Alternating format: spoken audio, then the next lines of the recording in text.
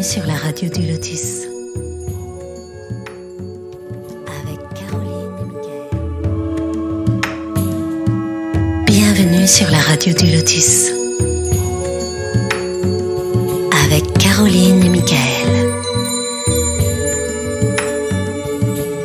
La radio du Lotus, on l'écoute partout dans le monde. Bonsoir à toutes et à tous, vous êtes sur la radio du Lotus, j'espère que vous allez bien, Mickaël avec vous, accompagné de Caroline. Bonsoir Caro. Oui, bonsoir Mickaël, bonsoir les auditeurs. Eh bien, ravi de vous retrouver ce soir. Et puis, j'espère que vous serez nombreux à nous rejoindre sur le chat, à poser des questions à notre invité, parce que c'est très important quand c'est interactif, quand c'est vivant. Donc, n'hésitez pas surtout. Voilà. Donc, n'hésitez pas à nous rejoindre sur le chat à l'adresse suivante tlk.io/radio du Lotus. tlk.io/radio du Lotus. Et il y a Kadarn qui est présent et Sandrine pour l'instant. Donc, n'hésitez pas à nous rejoindre et poser vos questions. Plaisir. Merci beaucoup d'être avec nous. Alors ce soir, nous allons parler d'un collège druidique qui s'appelle le CIDECD, Collège international celto-druidique, qui se trouve à Rennes. Et bien pour ce faire, nous avons avec nous Claudine Bouchet. Bonsoir Claudine. Bonsoir Mickaël, bonsoir Caroline. Bienvenue parmi nous Claudine. Merci de votre invitation, c'est très gentil à vous. Oh bah c'est toi, enfin je dis tout, on se tutoie, peut-être ça sera plus facile si tu veux, Absolument. Ça va être plus simple quoi, voilà. Tu sais que ça fait très longtemps en plus Claudine que j'avais envie d'avoir une druidesse ou un druide pour faire une émission et nous expliquer ce que c'est que le druidisme justement, en quoi ça consiste. Donc voilà, tu es là et c'est très bien, vraiment. Et j'en profite pour remercier mon ami Jean-Marie, d'ailleurs, Jean-Marie Le Gall, hein, qui est un ami, et je pense qu'il est à l'écoute, certainement. Donc, je le remercie parce que c'est lui qui a fait les ponts entre nous, Claudine et nous. Donc, voilà, c'est très gentil de sa part. Voilà. Oui, moi aussi, je remercie Jean-Marie Le Gall, oui, qui est membre du CIDEC. Alors, le CIDEC, c'est CIDECD, c'est pour Collège international d'études celto-druidiques. Voilà, le CIDEC. D'accord. Et donc, toi, Claudine, tu es responsable de ce collège, de cette école. Voilà, donc je suis responsable de ce collège depuis notamment la désincarnation de notre druide et grand druide Renatos Botkoa, donc qui était le successeur de Paul Bouchet, le grand druide des Gaules. Oui. Voilà. Paul Bouchet qui a fondé l'école druidique. Hein.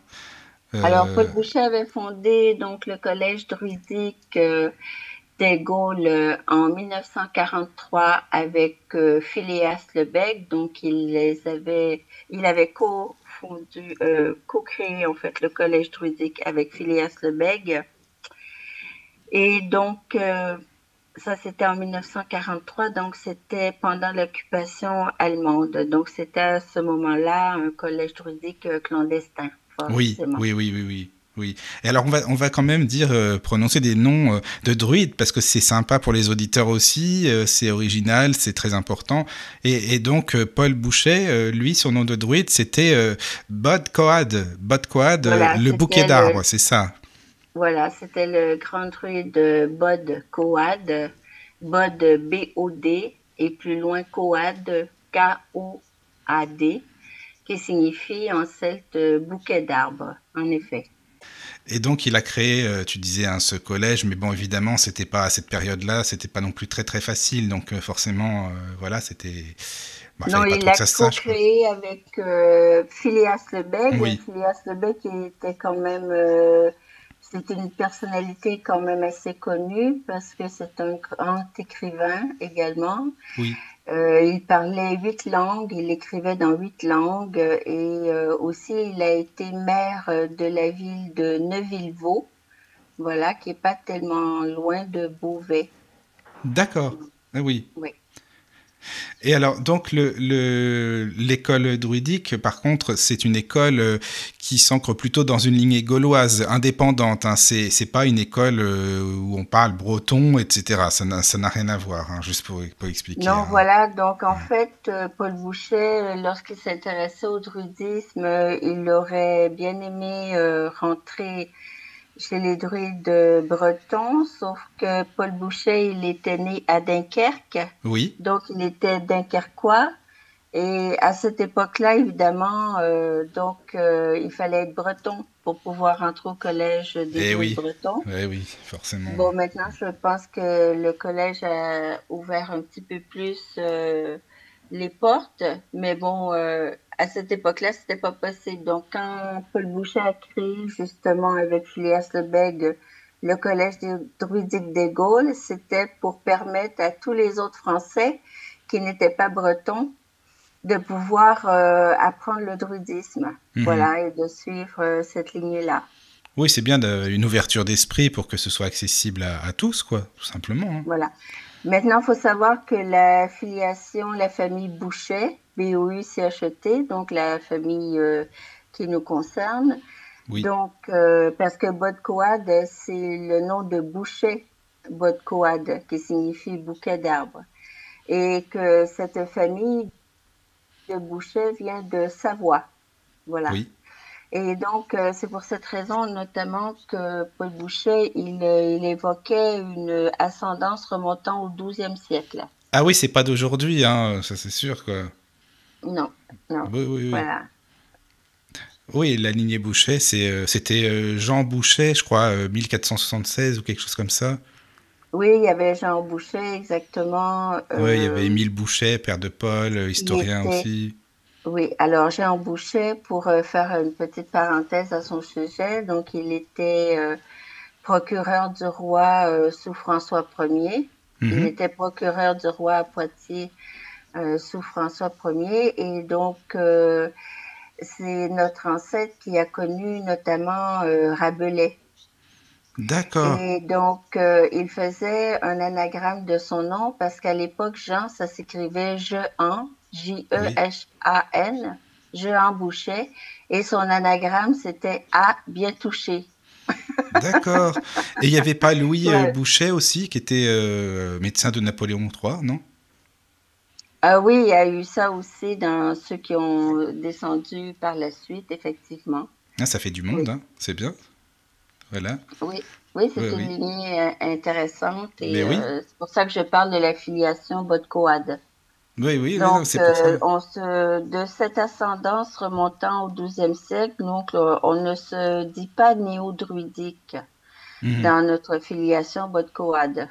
C'est plutôt, on peut dire, je sais pas, que ce serait plutôt, c'est une mission pour préserver la sagesse celtique ou aussi un courant ésotérique dans cette école aussi. Ben, en fait, au sein du collège druidique, au sein du collège international d'études celto-druidiques, donc qui a fait suite au grand chêne celte Oui. qui avait été créé à ce moment-là par son fils adoptif René, et donc qui descendait du collège druidique des Gaules. Hein. Donc, il y a eu le collège druidique des Gaules, après il y a eu le collège druidique du Grand Chêne Celte, et maintenant il y a nous, le collège international d'études celto-druidiques.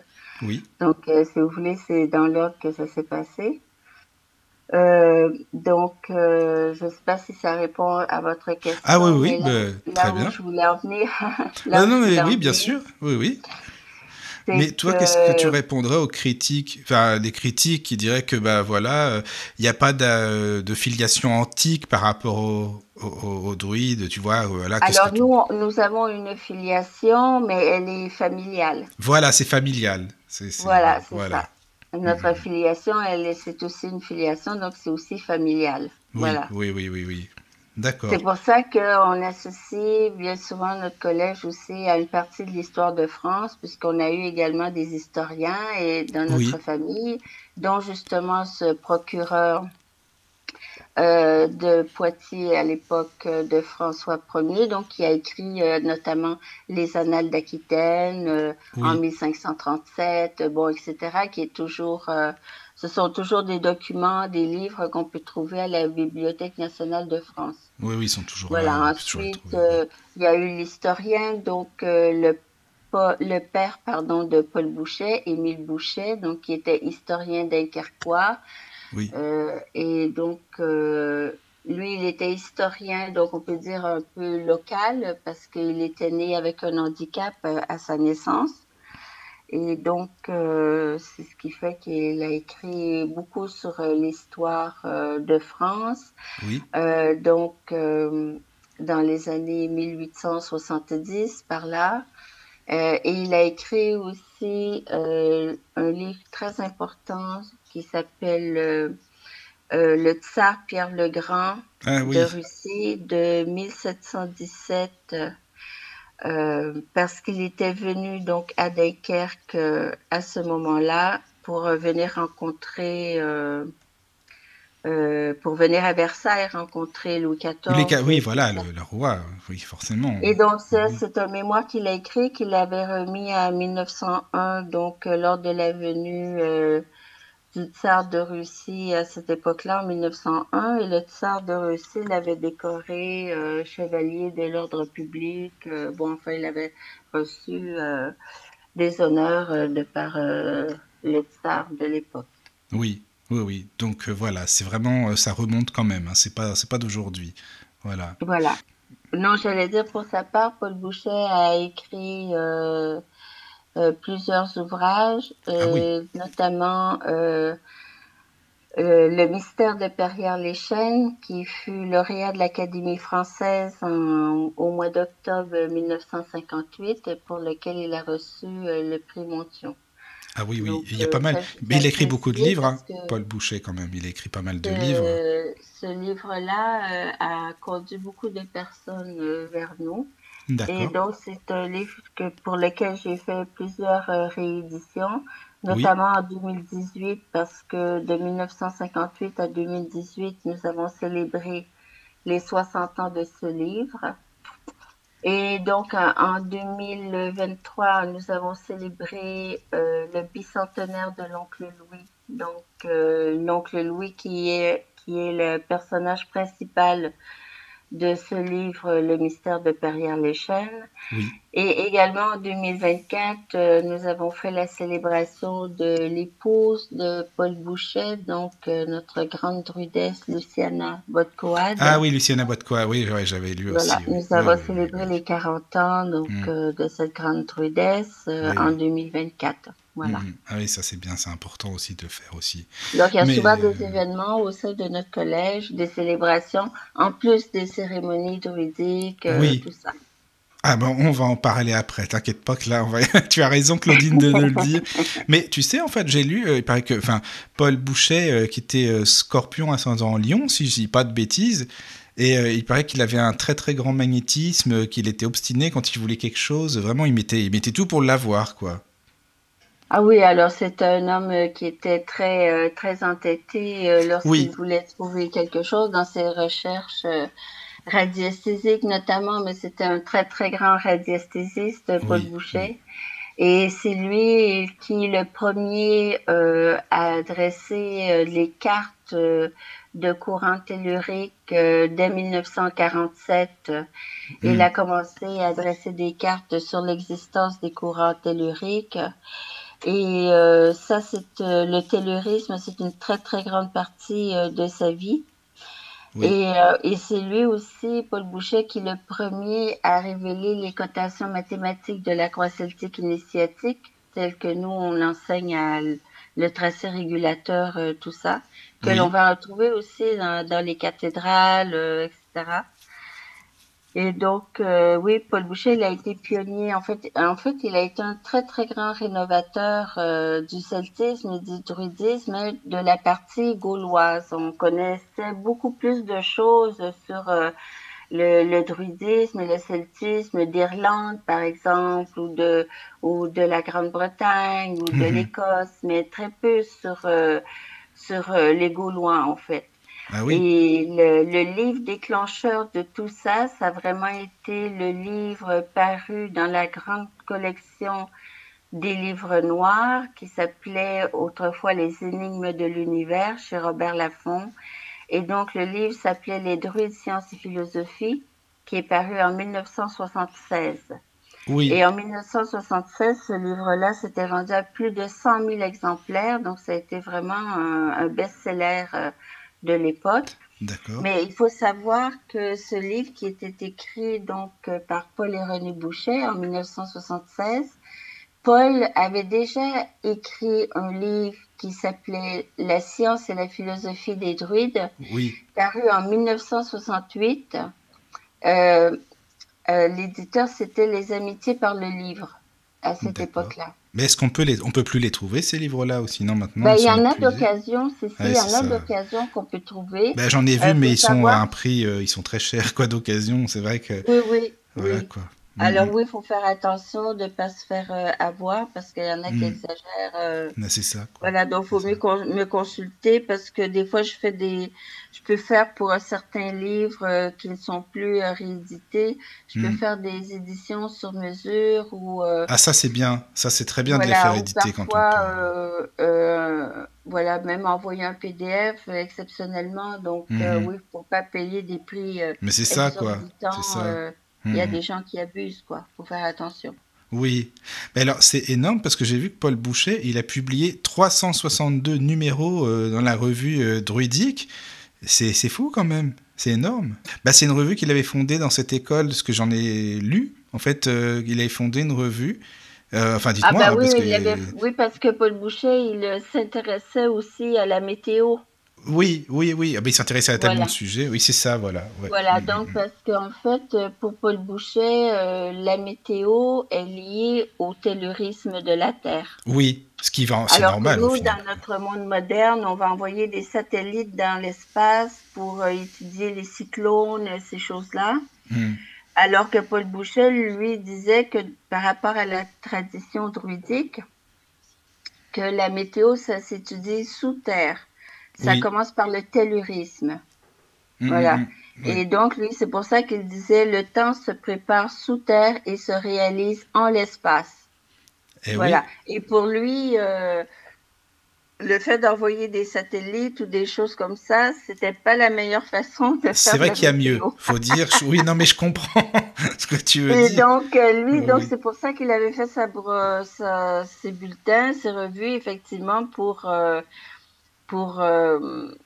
lui faire ses annonces concernant la météo. Ça, c'est vrai, oui, il a Oui, fait oui. ça. Ouais, j'avais vu ça. Voilà, c'est ça. Mais alors, Oui. René Boucher, on pourrait dire que c'est le fils spirituel aussi de Paul Boucher. Toi, tu Oui, oui, penses? voilà, René, c'est son fils spirituel, oui, parce que René, il a été adopté hein, par Paul et Lucienne. Oui, oui, oui. Hmm. Voilà, donc effectivement, c'est leur fils spirituel, parce que même à un moment donné, quand Paul discute avec l'oncle Louis, donc dans Perrières-les-Chênes, Paul annonce qu'il lui aussi, il a un fils, voilà, Oui. etc. Donc Hmm, hmm. effectivement, c'est un fils Oui, c'est un fils spirituel, oui. spirituel. Et c'est en Mm. 1976 qu'il a fondé, c'est ça, le collège, on pourrait dire, du Grand Chêne. Voilà, donc ce qui s'est passé, c'est que faut savoir que Paul Boucher, donc si je vous raconte un petit peu la vie de Paul Boucher pour mieux comprendre Oui, ce oui, qui tu s'est peux. passé. Au contraire, hein, c'est très bien, Claudine. On a le temps, de toute façon. Voilà, Ouais. donc Paul Boucher, donc à l'âge de 18 ans, donc il a été mobilisé pour la Grande Guerre, hein, 1914-1918. Donc, il faut savoir que Paul Boucher était né donc le 16 novembre 1897. Donc, il a été mobilisé pour la Grande Guerre et donc il est revenu vivant de cette guerre-là, sauf qu'en revenant de cette guerre en 1918, il a appris le décès de son père. Donc, ça a été un moment très difficile pour lui. Suite à cela, Paul Boucher et Lucienne se sont mariés donc en 1926. Et donc, à la Deuxième Guerre 39-45, Paul Boucher, il a encore été mobilisé. Sauf que là, en 1940, il a été blessé au niveau du tibia gauche. qui a fait que il avait une jambe un peu plus courte que l'autre et donc du coup, il devait marcher le reste de sa vie avec une canne. Et voilà. Et donc du coup, Paul Bouchet, lui, lorsqu'il a créé le collège druidique 3 ans plus tard, 3 ans après son accident à la guerre, lorsqu'il a co-créé avec Phileas Lebègue le collège druidique, donc lui, il avait déjà fait des bulletins, mais c'était une étude qui était divisée en 48 leçons. Mais à cette époque-là, Paul Bouchet préférait faire l'enseignement oral. Donc, se respectant la tradition des druides, donc il faisait un enseignement oral pendant les cérémonies druidiques. Et donc, ça, il a fait ça donc euh, une grande partie de sa vie. Et quand Phileas Lebègue, qui était le druide Ab Gwynplaine, donc quand il s'est désincarné, Phileas Lebègue en 1958, donc Paul Bouchet a continué le flambeau de ce qu'il avait fait avec Phileas Lebègue. Et donc, René, donc son fils, il a été intronisé druide en 1976. Et c'est René qui a décidé à ce moment-là de mettre les enseignements oraux par écrit. Voilà. Et donc, c'est pour ça qu'il avait créé le collège druidique du Grand Chêne Celte, qui Oui. avait été déclaré à l'époque à la Seine-Saint-Denis, à la préfecture de la Seine-Saint-Denis. Voilà. Et donc, ça, c'était en 1976. Donc, René avait 36 ans à l'époque et c'est là qu'il a été intronisé druide donc, par Paul Bouchet. Et du coup, 3 années après, donc en 1979, Paul Bouchet s'est désincarné. Voilà. Et donc, Et Claudine est là, arrivée. beaucoup plus tard. Oui, voilà. Et donc, oui, donc je disais que René, lui, a décidé donc de mettre par écrit ses enseignements oraux et de faire les bulletins mensuels. C'est comme ça que ça a commencé par rapport aux enseignements mensuels. Donc, faut revenir un petit peu en arrière en se disant qu'en 1976, quand René a été intronisé druide, c'est aussi cette année-là qu'est sorti les druides sciences et philosophie dans la grande collection des livres noirs de Robert Laffont. Donc, comme je vous disais tout à l'heure, qui s'était vendu en plus de 100 000 exemplaires. Et ce livre-là, parce que moi, je suis originaire du Québec, et ce livre-là, ma mère l'avait acheté. Voilà, et elle l'avait dans sa bibliothèque. D'accord, ah oui. Et moi, donc, quand j'ai lu ce livre, j'avais 17 ans, j'étais au Québec, et du coup, j'ai tout de suite été attirée par tout ce qui était écrit dans ce livre. Ça me parlait énormément. J'avais vraiment l'impression de lire quelque chose que je connaissais déjà. Et c'est comme ça que j'ai commencé à correspondre entre le Québec et la France. Voilà. Et moi, je ne savais pas à l'époque que René Bouchet était mort. Ah oui, non, tu savais. Mais quand même, tu t'es ressenti vraiment, tu t'es retrouvé comme chez toi en les lisant finalement, en lisant le livre, quoi. Voilà, c'est ça. Voilà. D'accord. Et donc, c'est comme ça que ça s'est fait. Donc, jusqu'à Paul Bouchet, donc l'enseignement, il était purement oral. Oui. Mais en même temps, c'était les personnes qui avaient la chance de pouvoir venir dans son jardin parce que Paul Bouchet faisait les rituels chez lui, étant donné son handicap physique. Donc, il faisait ses rituels dans son jardin et du coup, mais les autres qui n'avaient pas la possibilité de venir, du coup, ils passaient à côté de l'enseignement. D'accord. Et en faisant les bulletins d'enseignement mensuels, René a dit, mais même si la personne ne peut pas venir parce qu'elle a une occupation, un souci, bon, peu importe, une obligation, peu importe, là, elle peut quand même avoir les enseignements régulièrement. C'est des monographies, hein. Ce sont des monographies qu'on reçoit tous les mois, voilà, c'est ça. Oui. Oui. Mais Jean-Marie en fait partie d'ailleurs. Ce sont des monographies A4, format A4, entre 20 et 25 pages. Voilà. D'accord, oui, c'est bien aussi, parce que quand on est à distance, comme tu dis, c'est pas facile non plus. Voilà. Mais Et là, du coup, ouais. depuis que René s'est désincarné, ben, c'est moi qui perpétue le flambeau. Eh ben c'est très bien, Claudine, tu vois, c'est bien. C'est pour ça que tu es Ce là qui fait aussi, que nous c'est sommes là très ce bien. soir. Voilà, exactement, c'est ça. Et donc, comme on le disait, donc ce collège, cette école aussi, elle se distingue aussi par son approche ésotérique. Il y a aussi l'aspect science, philosophie, religion avec des liens spiritisme, christianisme, par exemple, ou les Templiers. Bon, alors c'est sûr que le druidisme est ancestral et moi j'aime bien parler du druidisme en disant que c'est une philosophie et une science primitivement contemporaine. Mhm. Voilà, j'aime bien utiliser cette formule primitivement contemporaine. Et donc, parce que bon, à la base, les druides n'ont rien écrit, donc ils n'ont Et rien oui. laissé en quelque sorte dans la matrice artificielle. Ils ont mis leurs connaissances ailleurs, si je peux m'exprimer ainsi. Et quand justement Paul et Lucienne Boucher ont vécu leur initiation donc dans ce mystérieux village qui est hors du temps et de l'espace, le fameux village de Perrières-les-Chênes.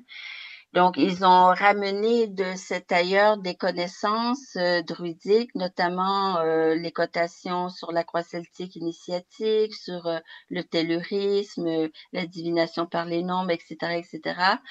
Donc, ils ont amené ça pour nous dans notre monde terrestre. Voilà, et c'est comme ça que l'initiation, enfin une certaine initiation, certaines connaissances ont pu se continuer Être partagées et perpétué, quoi, partagé à être toujours. perpétuées. Mhm. Voilà, voilà, D'accord. exactement. Mhm. Oui. Donc toi, tu dirais que un collège qui unit finalement le savoir, l'éthique, la spiritualité, philosophie et science, on pourrait dire, c'est ça? Oui, En résumé, hein, en résumé, oui. En fait, on moi, va en parler quand je après. parle aux gens, quand les gens me demandent la question, qu'est-ce que le druidisme? Mais voilà, c'est ça, Alors, qu'est-ce que... Oui, voilà. qu'est-ce que le druidisme? Moi, je leur réponds toujours que le druidisme, en fait, c'est une cosmogonie complète au sein de laquelle on apprend toutes les disciplines ésotériques.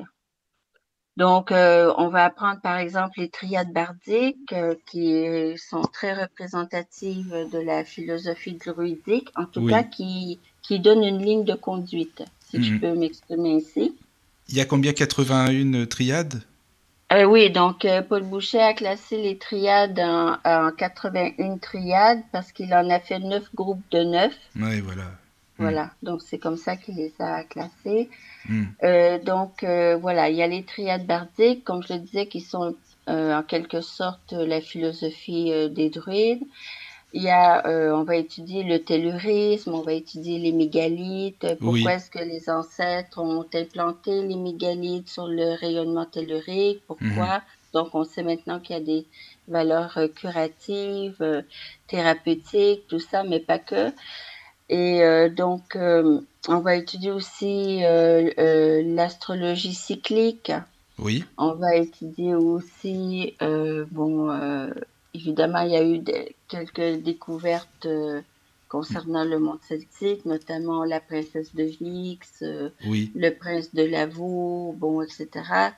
On va Le étudier ça, on magnétisme. va étudier le magnétisme, on va étudier la radiesthésie. Oui, oui, oui. Très important, le côté radiesthésique, justement, dans la détection des courants telluriques. Oui. Et La donc, magie blanche aussi.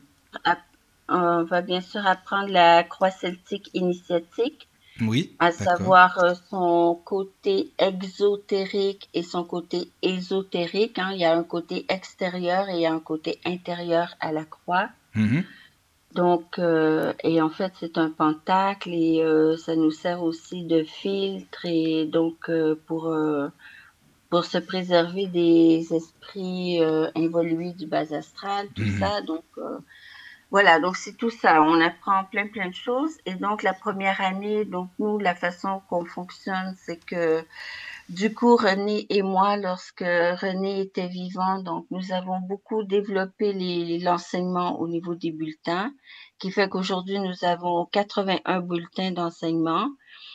et donc qui s'étale sur 6 ans et 9 mois pour ceux qui veulent tout faire l'enseignement à raison d'un bulletin par mois. Et donc, nous avons beaucoup développé donc l'enseignement de toutes ces choses. Nous les avons beaucoup approfondi. Mais l'enseignement reste toujours, là, il y a des choses qui me viennent et là, j'ai dit, bon, faudrait que je revoie tel bulletin pour y inclure telle chose, telle autre chose, voilà.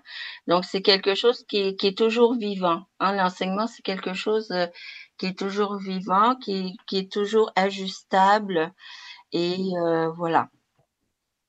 Oui, Donc, oui, chez nous, oui. c'est comme ça que ça fonctionne. C'est-à-dire que c'est aussi bien sûr en rapport avec le temps qui passe, hein, les périodes que nous vivons, quoi. Ça évolue de toute façon, voilà, quoi. Voilà, c'est ça. Donc, c'est Voilà. l'avantage et le fait qu'il n'est rien écrit. C'est Oui, qu'on peut adapter le druidisme. Il peut s'adapter à toutes les époques. hmm. Et donc, c'est pour ça que j'aime bien dire qu'il est primitivement contemporain. Mais ça me parle en tout cas tout ça. Alors attends, il y a Charles qui vient d'arriver. Bonsoir Charles, notre ami Charles qui vient d'arriver, qui s'est connecté avec nous aussi. Il aura certainement des questions que je crois que tu connais Charles, il me semble, ou que tu as son contact, je crois, Claudine. Je sais pas, il me semble. En tout cas, bonsoir Charles. Voilà. Bonsoir. Bonsoir. Bonsoir Claudine. Ouais. On Bonsoir. a essayé de se parler, on n'a pas réussi encore, mais je Ah, ne voilà. désiste pas. D'accord. Ben voilà. Bonsoir Donc, Caroline. Bonsoir. bonsoir. Alors, tu sais, je voulais savoir si tu pourrais nous parler des triades un petit peu plus en détail, si c'est possible, parce que 81 triades, oui, mais comment on pourrait expliquer ces triades, ce que c'est en fin de compte? Oui, alors bien sûr. Donc, les triades, comme je le disais, sont séparées en groupes de 9 groupes de 9 triades.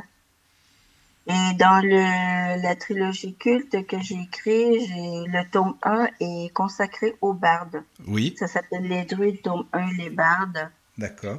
Et donc, ça commence ainsi. 3 choses insaisissables, le livre, la harpe et l'épée.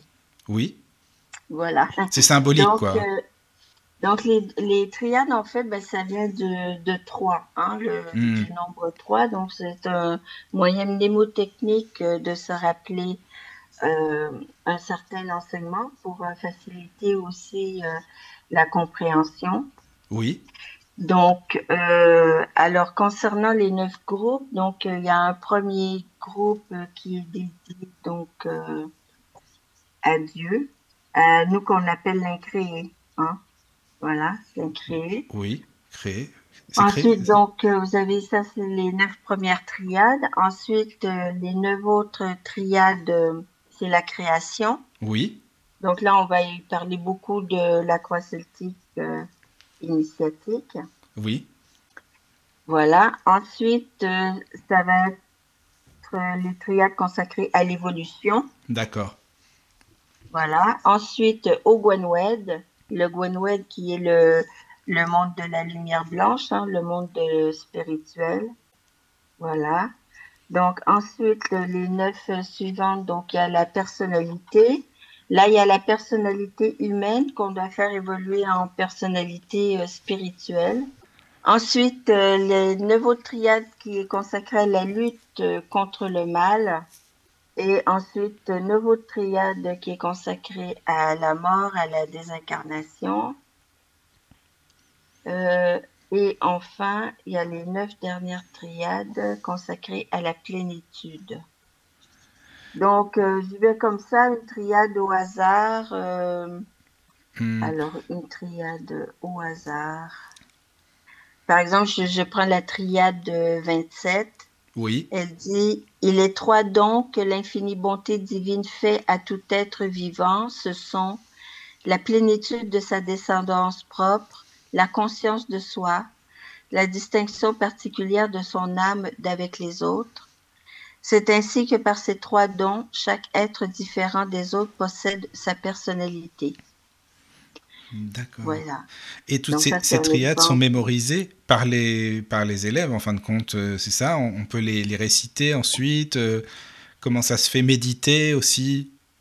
Oui, bien sûr. C'est Alors, le but, hein, c'est ça, hein. on peut méditer chaque triade, on Mhm. peut les apprendre par cœur, c'est très fastidieux, donc c'est Ah oui, pas. j'imagine, oui. Ça, c'est sûr, ça doit être compliqué, oui, c'est sûr.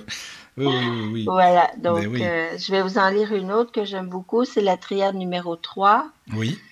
En Dieu sont trois nécessités primordiales qui ne peuvent se trouver complètes dans un autre être. Ce sont Dieu est nécessairement la vie à son maximum, Dieu est nécessairement la connaissance à son maximum, Dieu est nécessairement la puissance à son maximum.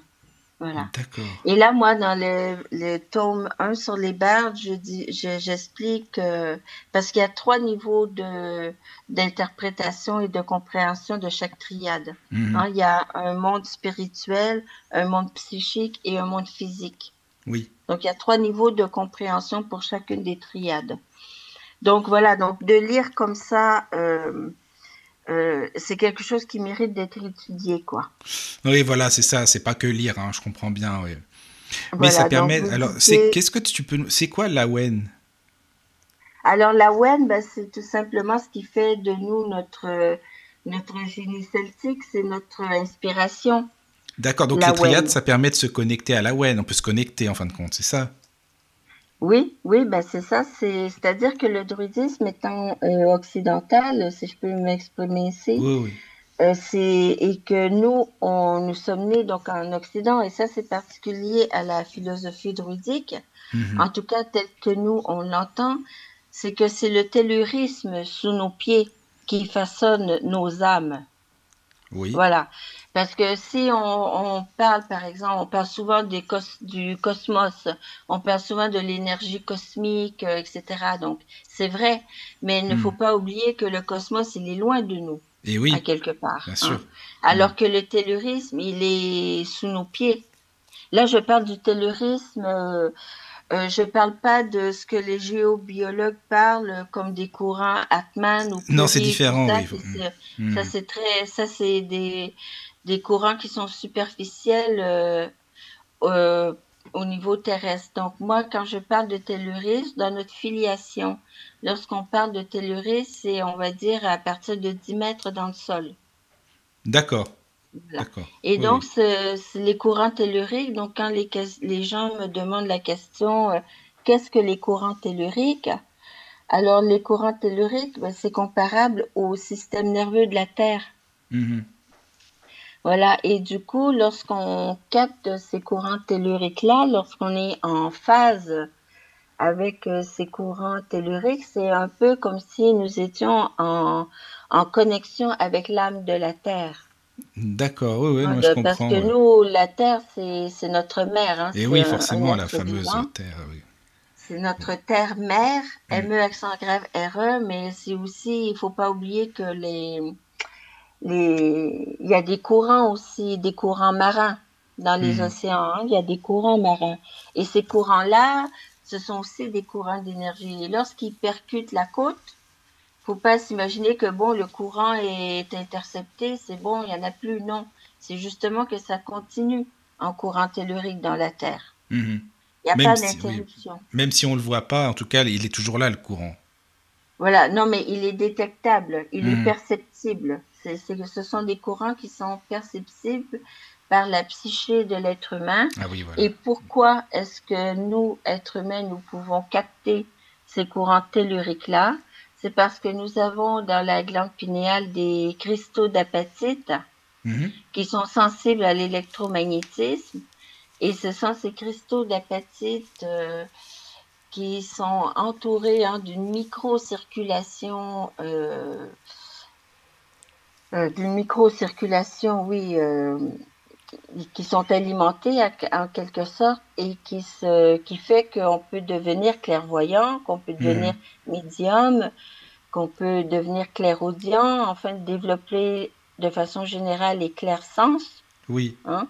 C'est grâce justement à ces cristaux d'apatite qui sont dans notre glande pinéale et qui sont sensibles justement au rayonnement tellurique de la Terre et aussi au rayonnement cosmique. Mhm. Pour ça Et que. tout ça, ça nous amène justement à la grande roue annuelle des rituels druidiques parce que Pourquoi est-ce qu'on fait ces célébrations druidiques? Pourquoi est-ce qu'on fait ces cérémonies druidiques? C'est parce que justement, c'est le moment idéal de se mettre en phase avec ces énergies telluriques que l'on capte par les pieds et qui montent dans notre corps justement jusqu'à notre glande pinéale. Oui. Et notre glande pinéale qui par la roue de vie coronale donc va capter le rayonnement cosmique. Et si vous voulez, ces fluides telluriques et cosmiques vont faire la synthèse en nous, dans notre corps, dans notre âme, dans notre esprit. Et c'est la recherche de cette synthèse-là qui après va nous aider à faire l'expansion de conscience, hein, parce qu'un des buts de notre incarnation et de voir de nos réincarnations successives, c'est de toujours accroître notre expansion de conscience. Eh bien, les moments des cérémonies druidiques sont spécialement faits pour ça. Et c'est pour ça qu'on va les faire, par exemple, au point équinoxial, au point solsticial, et parfois entre un équinoxe et un solstice pour aller chercher les énergies du sommet de la saison. Tout ça, ce sont des points importants qui permettent en nous de faire cette synthèse et d'aller chercher le meilleur de tous ces fluides qui font la synthèse en nous pour participer à notre évolution. Oui, parce que chaque période a une énergie bien spécifique, hein, chaque période de l'année, il y a des vibrations, une énergie, c'est ça, hein, tu veux dire aussi.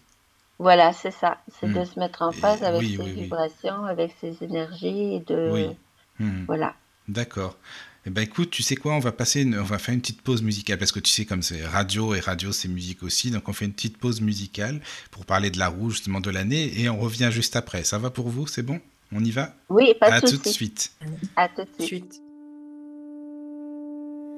Écoute, l'entourne comme un grand tambour. Depuis l'étincelle, il rythme les jours. Les druides guettaient le ciel et les vents pour lire les signes des 4 grands temps. Solstice, équinoxe, guidaient les semences. Chaque fête une clé, un chant, une danse. Quand l'hiver s'éloigne, que la terre s'éveille, c'est Albin et Lyre l'équinoxe vermeil. Le jour égale la nuit, tout recommence, les fleurs jaillissent en offrande d'espérance. Autour du cercle on salue la lumière, et l'arbre renaît, majestueux frère. Roue de l'année au cercle éternel, solstice et lune dansent dans le ciel. À chaque passage, à l'âme se souvient de la lumière du feu, du lien ancien. Puis Beltane surgit dans les brumes d'avril. Quand les jeunes cœurs cherchent un fil, on allume de feu les bêtes passantes. Purifiées, bénies par l'ardente enceinte, les amants dansent, les mains se cherchent. Sous le gui, les vœux se murmurent, se perchent. C'est la fête du désir, du renouveau, de l'union sacrée, du cœur en écho.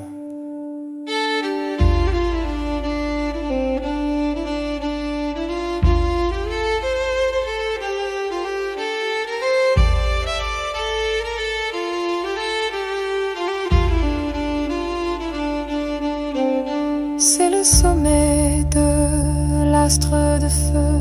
Le gui sacré se cueille, silencieux. Les druides montent sur la colline haute, chantent des hymnes, la coupe est offerte.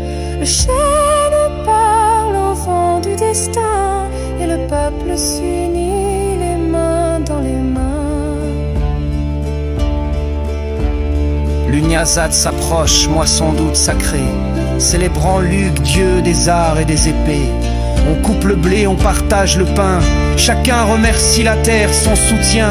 C'est la fête des fruits, des jeux, des luttes, du pacte ancien entre l'homme et la sève brute. On danse sous le ciel, on bénit les récoltes, la force de l'été. Doucement s'envole le refrain.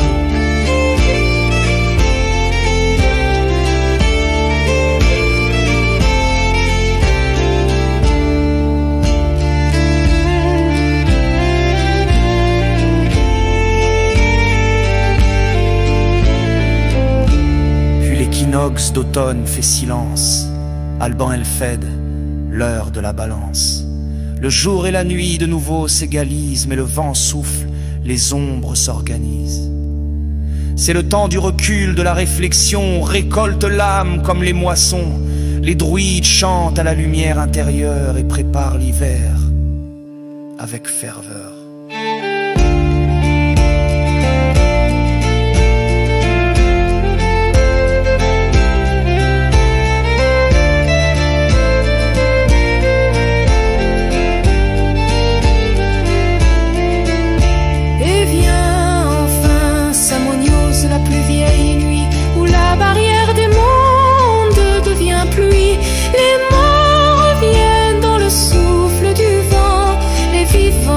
Accueille humblement, on dresse les autels, on allume les feux pour guider les âmes, les rendre heureux. Le cercle s'achève, la roue recommence dans le champ profond de la transcendance. Finale de l'année au cercle éternel, solstice et lune dansent dans le ciel et dans nos champs. La tradition veille et nous tend la main.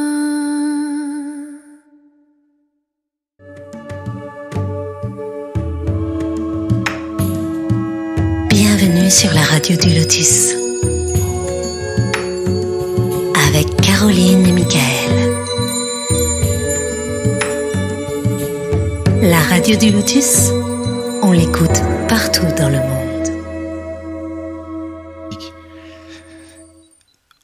Coucou les amis, j'espère que vous êtes toujours là. Voilà, et bien de nouveau après cette pause musicale, je suis toujours avec Caroline, toujours avec Claudine Bouchet, toujours là, et avec Charles Kempf qui aura certainement pas mal de questions aussi. Donc et puis sur le chat, j'espère que vous avez des questions. Oui, il y a des questions sur le chat. Alors tu sais Claudine, ce qu'on va faire, on va commencer par les questions du chat et on va continuer après si tu veux. Alors on va faire ça.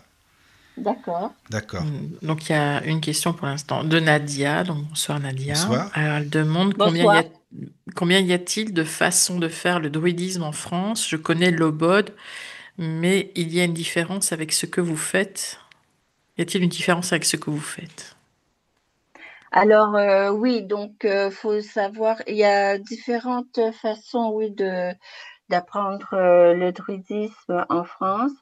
Et par rapport à l'obode, donc ça c'est tout le mouvement qui a été repris par Philippe Cargom à la suite de la désincarnation du druide Nwyn qui était Ross Nichols. Alors, il faut savoir que dans la biographie de Paul Bouchet, justement, je parle de Paul Bouchet et de ses rencontres avec Ross Nichols. Donc, c'était deux grands druides très amis, vraiment, qui ont partagé une amitié profonde et sincère. Ça, je tiens à le préciser. Cependant, donc, après le décès de Ross Nichols, je crois que ça s'est passé vers 1978 par là, le collège druidique de Grande-Bretagne, donc, il était tombé dans une période de silence qui a duré à peu près 13 ans avant que Philippe Cargom, qui était à l'époque le photographe de Ross Nichols, donc avant que Philippe Cargom reprenne donc l'obode tel qu'on le connaît aujourd'hui. Alors, donc, leur fonctionnement est différent de nous, dans le sens que quand vous vous inscrivez, donc vous recevez toutes les monographies d'un coup, et donc soit c'est l'enseignement bardique, soit c'est l'enseignement des ovates, dépendamment de ce que vous choisissez. Il faut savoir que leur monographie, c'est 6-7 pages, hein, c'est tout petit. Et donc, et ça, c'est un druidisme qui est orienté Irlande, Écosse et Grande-Bretagne. Voilà. C'est un druidisme qui est orienté vers ces pays.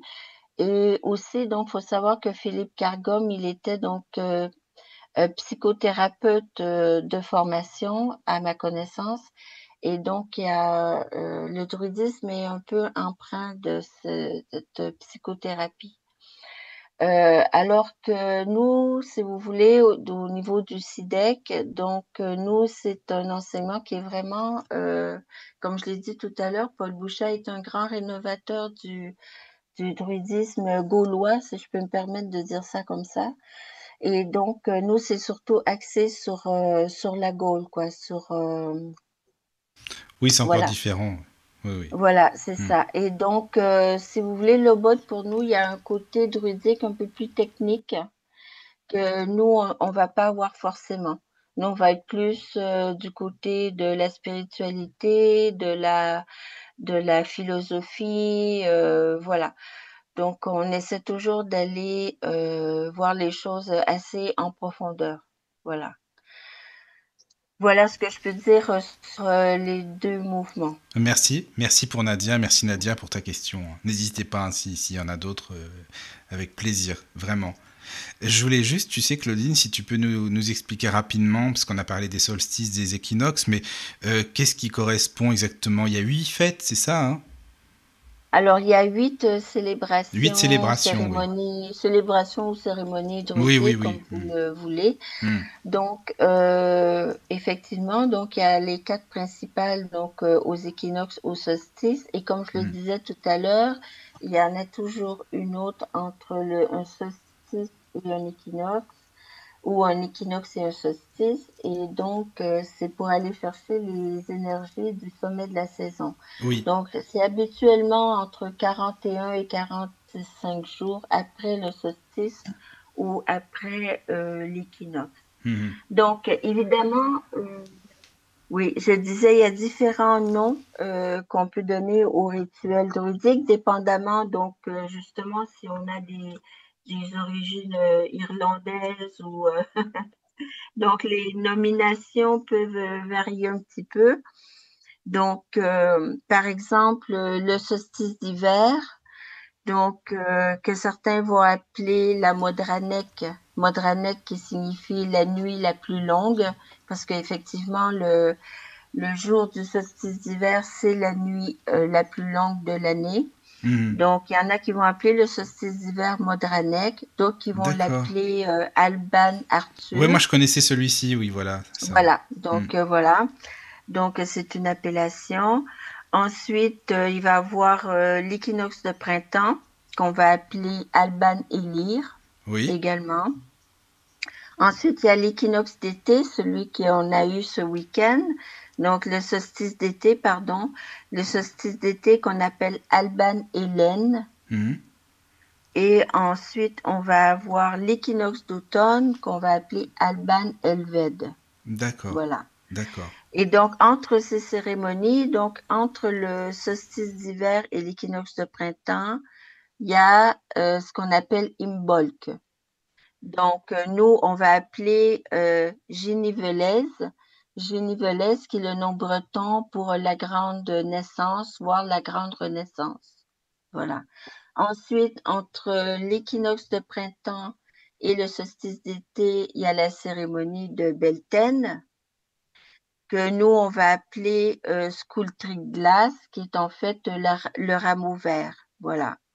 Ensuite, entre le solstice d'été et l'équinoxe d'automne, il y a la cérémonie Lugnasad, que nous, on va appeler aussi Eured Lug, qui signifie les noces de Lug.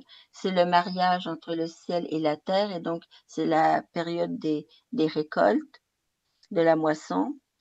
Ensuite, entre l'équinoxe d'automne et le solstice d'hiver, on va avoir Samin ou Samonios. Voilà. Voilà. Donc, c'est la grande roue annuelle, donc Oui. qui est constituée de 8 rituels. Et oui, il y a des rituels, hein, c'est ça, il y a des rituels à chaque, Une cérémonie, à oui, chaque cérémonie, bien c'est sûr, un c'est rituel. normal, quoi. Et on sollicite les gens à chacun des rituels, ça voudrait dire qu'on solliciterait les gens à toutes les 6 semaines à peu près. Mhm. Et ça, c'est beaucoup. Oui, c'est c'est beaucoup. Et donc, les gens ne sont pas toujours disponibles aux 6 semaines, bien entendu, parce qu'il y a le travail, il y a les enfants, il y a l'école, bon, il y a plein de choses. Donc, on on essaie de faire autant que possible les 4 principales qui sont pour nous les solstices et les équinoxes. Oui, oui, oui. Mais quand les gens sont parce que bon, bah, comme tu le disais, il y a des personnes qui reçoivent les monographies et tout, qui sont à distance. Donc, pour eux, c'est pas, comment ça se passe en fin de compte alors?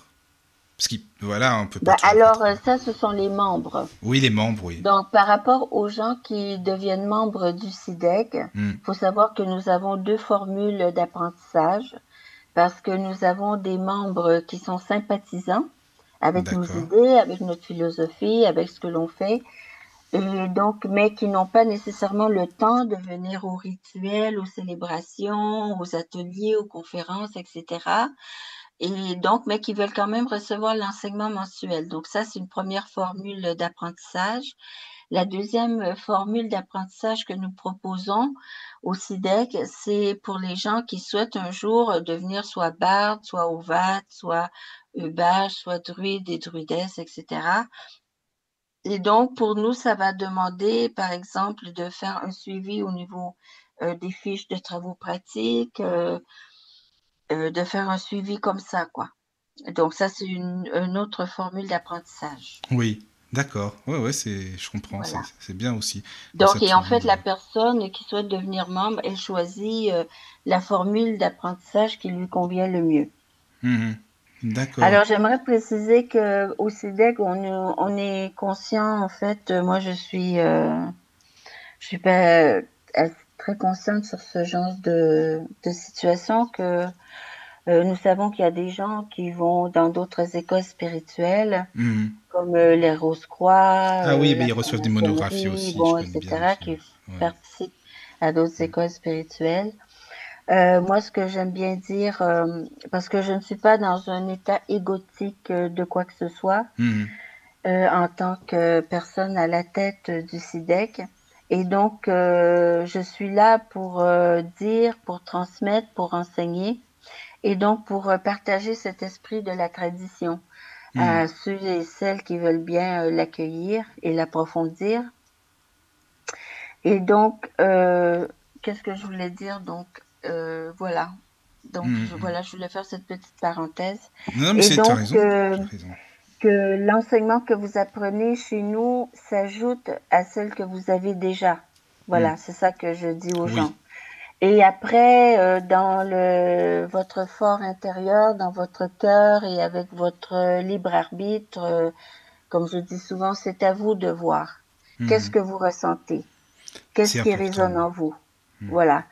Je suis Voilà, d'accord. c'est comme ça que vous pouvez savoir si le druidisme est la voie que vous recherchez.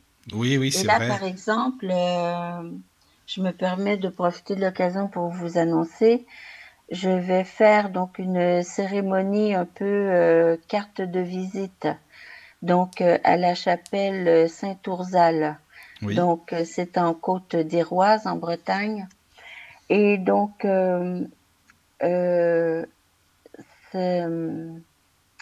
vais faire un rituel lunaire. D'accord. Donc, voilà, parce que bon, il faut savoir que les célébrations, c'est soit des rituels solaires, soit des rituels Oui, avec lunaires. bien sûr aussi, oui. Et Oui, là, oui, je vais le faire le soir de la pleine lune du 9 août à 21h. D'accord.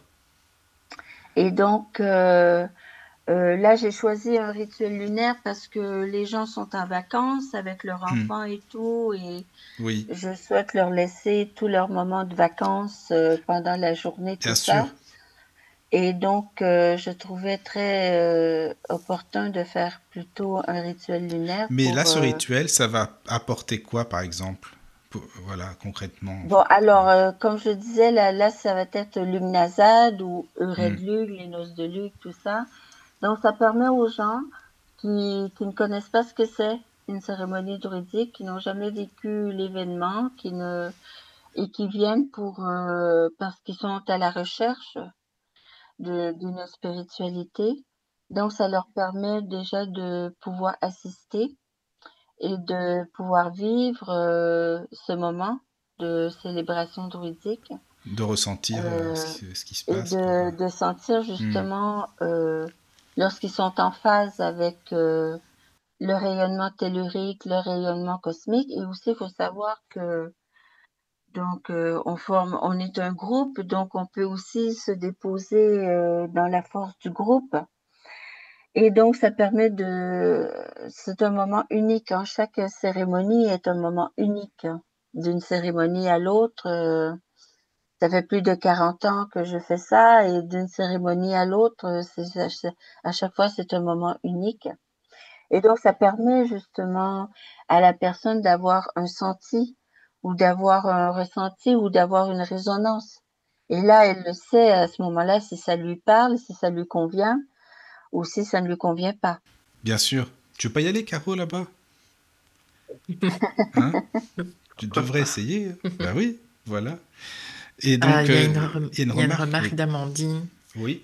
Bonsoir, Amandine. Donc, Amandine dit: Je suis surprise qu'il privilégie les équinoxes et solstices. Historiquement, ce sont Imbolc, Beltane, Lugnasad et Samen. Désolée pour la prononciation. Les solstices, c'est plus une tradition nordique à la base. Les équinoxes, je ne sais pas. Après, ça ne me gêne pas. Je fête les 8, mais je suis quand même surprise de votre discours.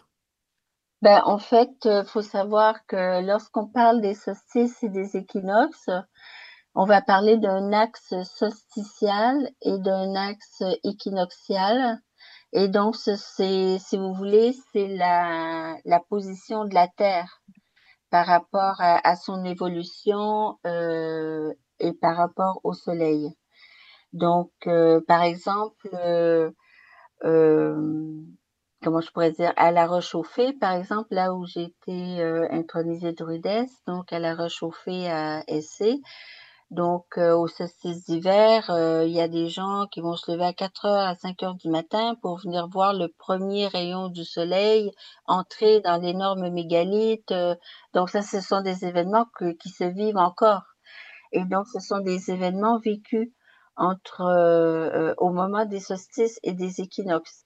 Et donc, faut savoir que à ce moment-là, le tellurisme, par rapport aux pierres qui balisent ces énergies telluriques-là, il y a quelque chose qui se passe précisément au moment des solstices et des équinoxes. Maintenant, par rapport aux cérémonies qui sont entre, comme la dame précise, comme Amandine précise, donc Imbolc, Beltane, Lugnasad et Saman. Donc ça, ce sont pour nous des rituels qui vont chercher les énergies du sommet de la saison, comme je le disais tout à l'heure. Et donc, moi, je connais des mouvements druidiques qui vont faire des rituels lunaires à ces rituels-là. Imbolc, Beltane, Lugnasad et Saman. Et aux équinoxes et solstices, ils les gardent pour faire des rituels solaires.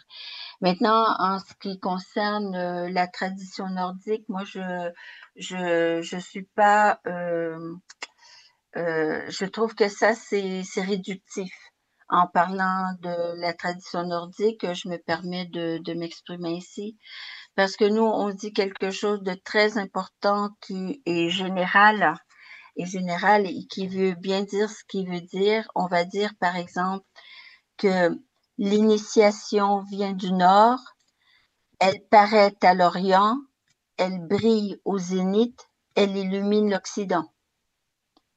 Voilà, donc ça pour nous, ça c'est quelque chose qui est très important. Donc on n'est pas réductif de dire ah ben solstice ou autre, ça c'est nordique ou équinoxe, ça c'est telle Oui, autre oui, chose. c'est On n'est partout, pas quoi. réductif comme Oui, ça, oui, voilà. oui, je vois ce que tu veux dire. On sort de tout ça, quoi. Parce que d'abord et avant toute chose, il faut bien comprendre, en tout cas chez nous, c'est comme ça, dans l'affiliation Botcoad, j'insiste pour le dire, c'est comme ça. Oui. Toute cérémonie druidique, c'est déjà un moment qui est hors du temps et hors de l'espace. C'est important, oui. Merci Voilà, beaucoup, Claudine, ça vraiment. c'est capital. Et quand la personne elle est en phase justement avec ses fluides telluriques et cosmiques, justement, elle est portée dans ce moment qui est hors du temps et hors de l'espace. D'accord. Donc voilà. Non, mais Voilà ce en tout que cas, j'avais merci, à ça me dire. parle. Non, J'espère c'est très bien comme voilà. ça. Et vous enseignez, donc tu disais, hein, il y a plusieurs, il y a la radiesthésie, bien sûr. Il y a la magie blanche aussi.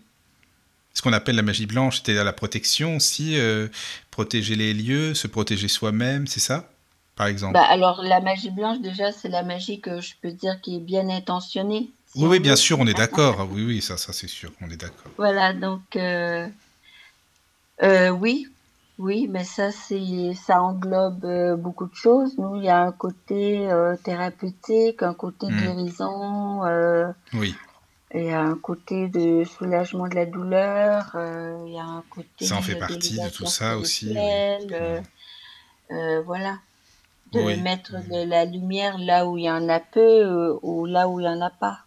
oui. Et il y a la médiumnité aussi, les communications Oui, avec les esprits et les esprits de la nature. oui, tout à fait, C'est tout très à fait. important aussi, les esprits de la nature. Vraiment. Oui. Hmm. Alors ça, les esprits de la nature, le petit peuple de la forêt, comme nous Voilà, on aime bien les appeler aussi, donc oui. bah, ils font partie de toutes nos célébrations, de toutes nos cérémonies druidiques. Je vais venir, Claudine, parce que moi je suis bien branché là-dessus, hein. Alors tu sais, il n'y a pas de souci, vraiment. Non, c'est vrai, ça me parle beaucoup, hein, enfin, les êtres de la nature. Donc c'est pour ça que je te remercie beaucoup d'en parler d'ailleurs, vraiment. Oui. Alors, je voulais savoir par rapport aussi, parce qu'on parle de médiumnité, mais il y a aussi médiumnité et spiritisme qui s'accordent aussi. Est-ce que tu peux nous en parler de ça, de la médiumnité et le spiritisme? Bah, alors nous donc nous avons effectivement des communications avec les êtres désincarnés, Mhm. les êtres qui nous sont chers. Donc je pense notamment à Paul Bouchet, à Lucienne Bouchet, nos prédécesseurs, quoi, en quelque sorte. Et donc, alors la médiumnité pour nous, c'est quelque chose qui est personnel, que c'est quelque chose que la personne va développer, qu'elle va travailler justement quand on travaille au niveau de la radiesthésie celtique.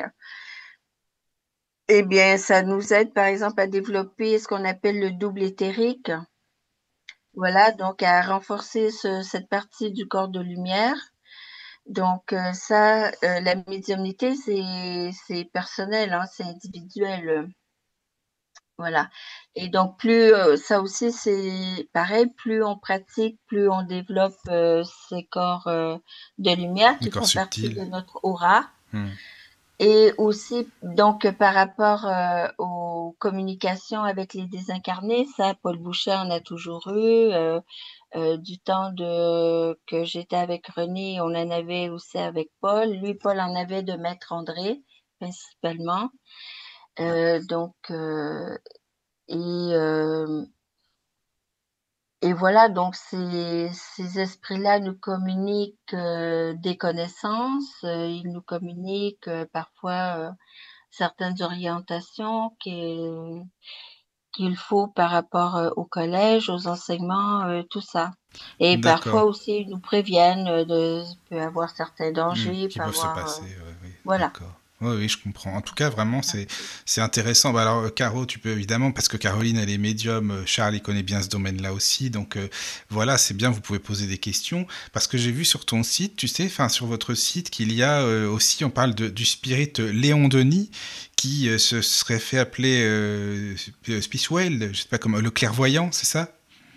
Oui, le Le clairvoyant, oui. clairvoyant, voilà, c'est ça, qui aurait participé. Enfin, est-ce que tu peux nous en parler? Parce que bon, bah déjà, nous on aime beaucoup Léon Denis. Charles, tu connais bien Léon Denis, moi aussi, hein, on aime bien. Oui.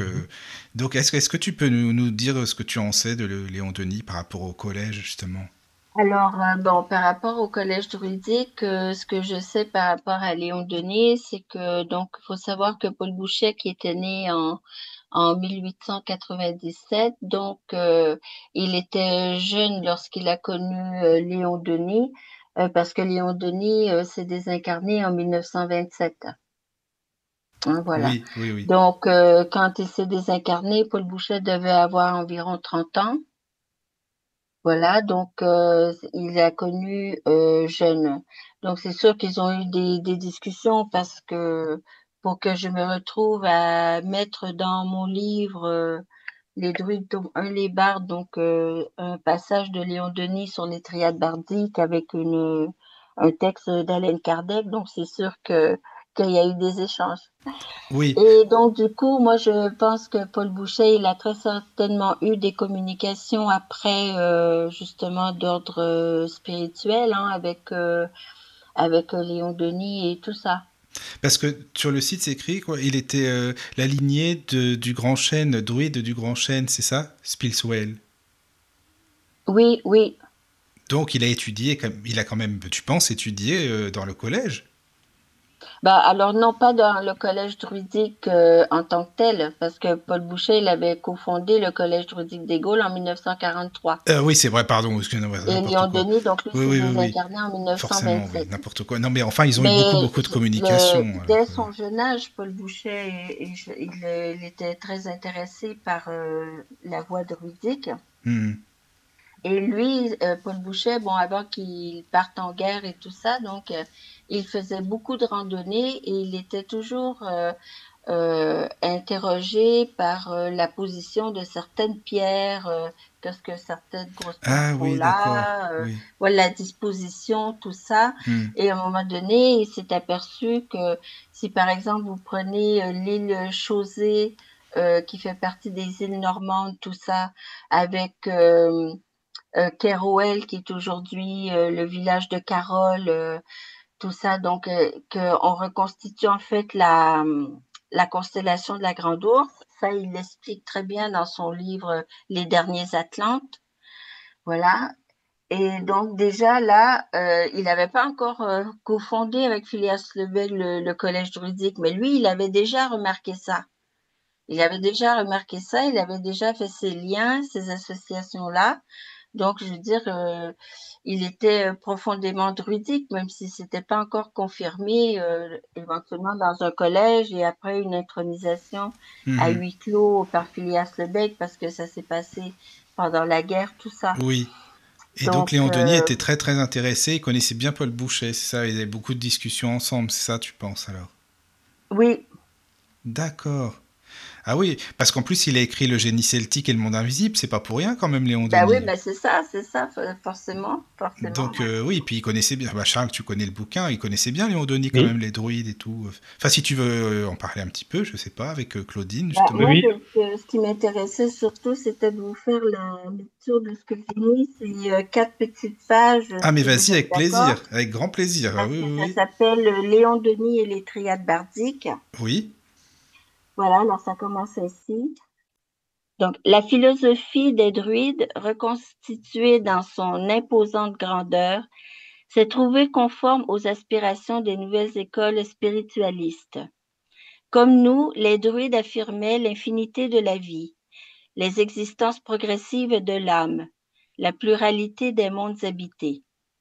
C'est dans ces doctrines viriles, dans le sentiment de l'immortalité qui en découle, que nos pères puisaient leur esprit de liberté, d'égalité sociale, leur héroïsme en face de la mort. Une sorte de vertige s'empare de notre pensée. Lorsque nous rapportons à 20 siècles en arrière, nous considérons que les principes de la nouvelle philosophie étaient répandus dans toute la société gauloise, qu'ils en inspiraient les institutions et en fécondaient le génie. Cette grande lumière qui éclaira la terre des Gaules s'éteignit tout à coup. La main brutale de Rome, en chassant les druides, fit place aux prêtres chrétiens. Puis vinrent les barbares. Alors la nuit s'étendit sur la pensée, cette nuit du Moyen Âge, longue de 10 siècles, si épaisse que les rayons de la vérité ne semblaient jamais devoir les dissiper. Il importe de rattacher le mouvement philosophique moderne à ces conceptions de nos pères, à ces doctrines des druides si rationnelles, basées sur l'étude de la nature et l'observation des forces psychiques, de montrer dans la rénovation spiritualiste une véritable résurrection du génie de la Gaule, une reconstitution des traditions que tant de siècles d'oppression et d'erreur ont pu voiler, mais non détruire. La base essentielle du druidisme était la croyance aux vies progressives de l'âme, à son ascension sur l'échelle des mondes.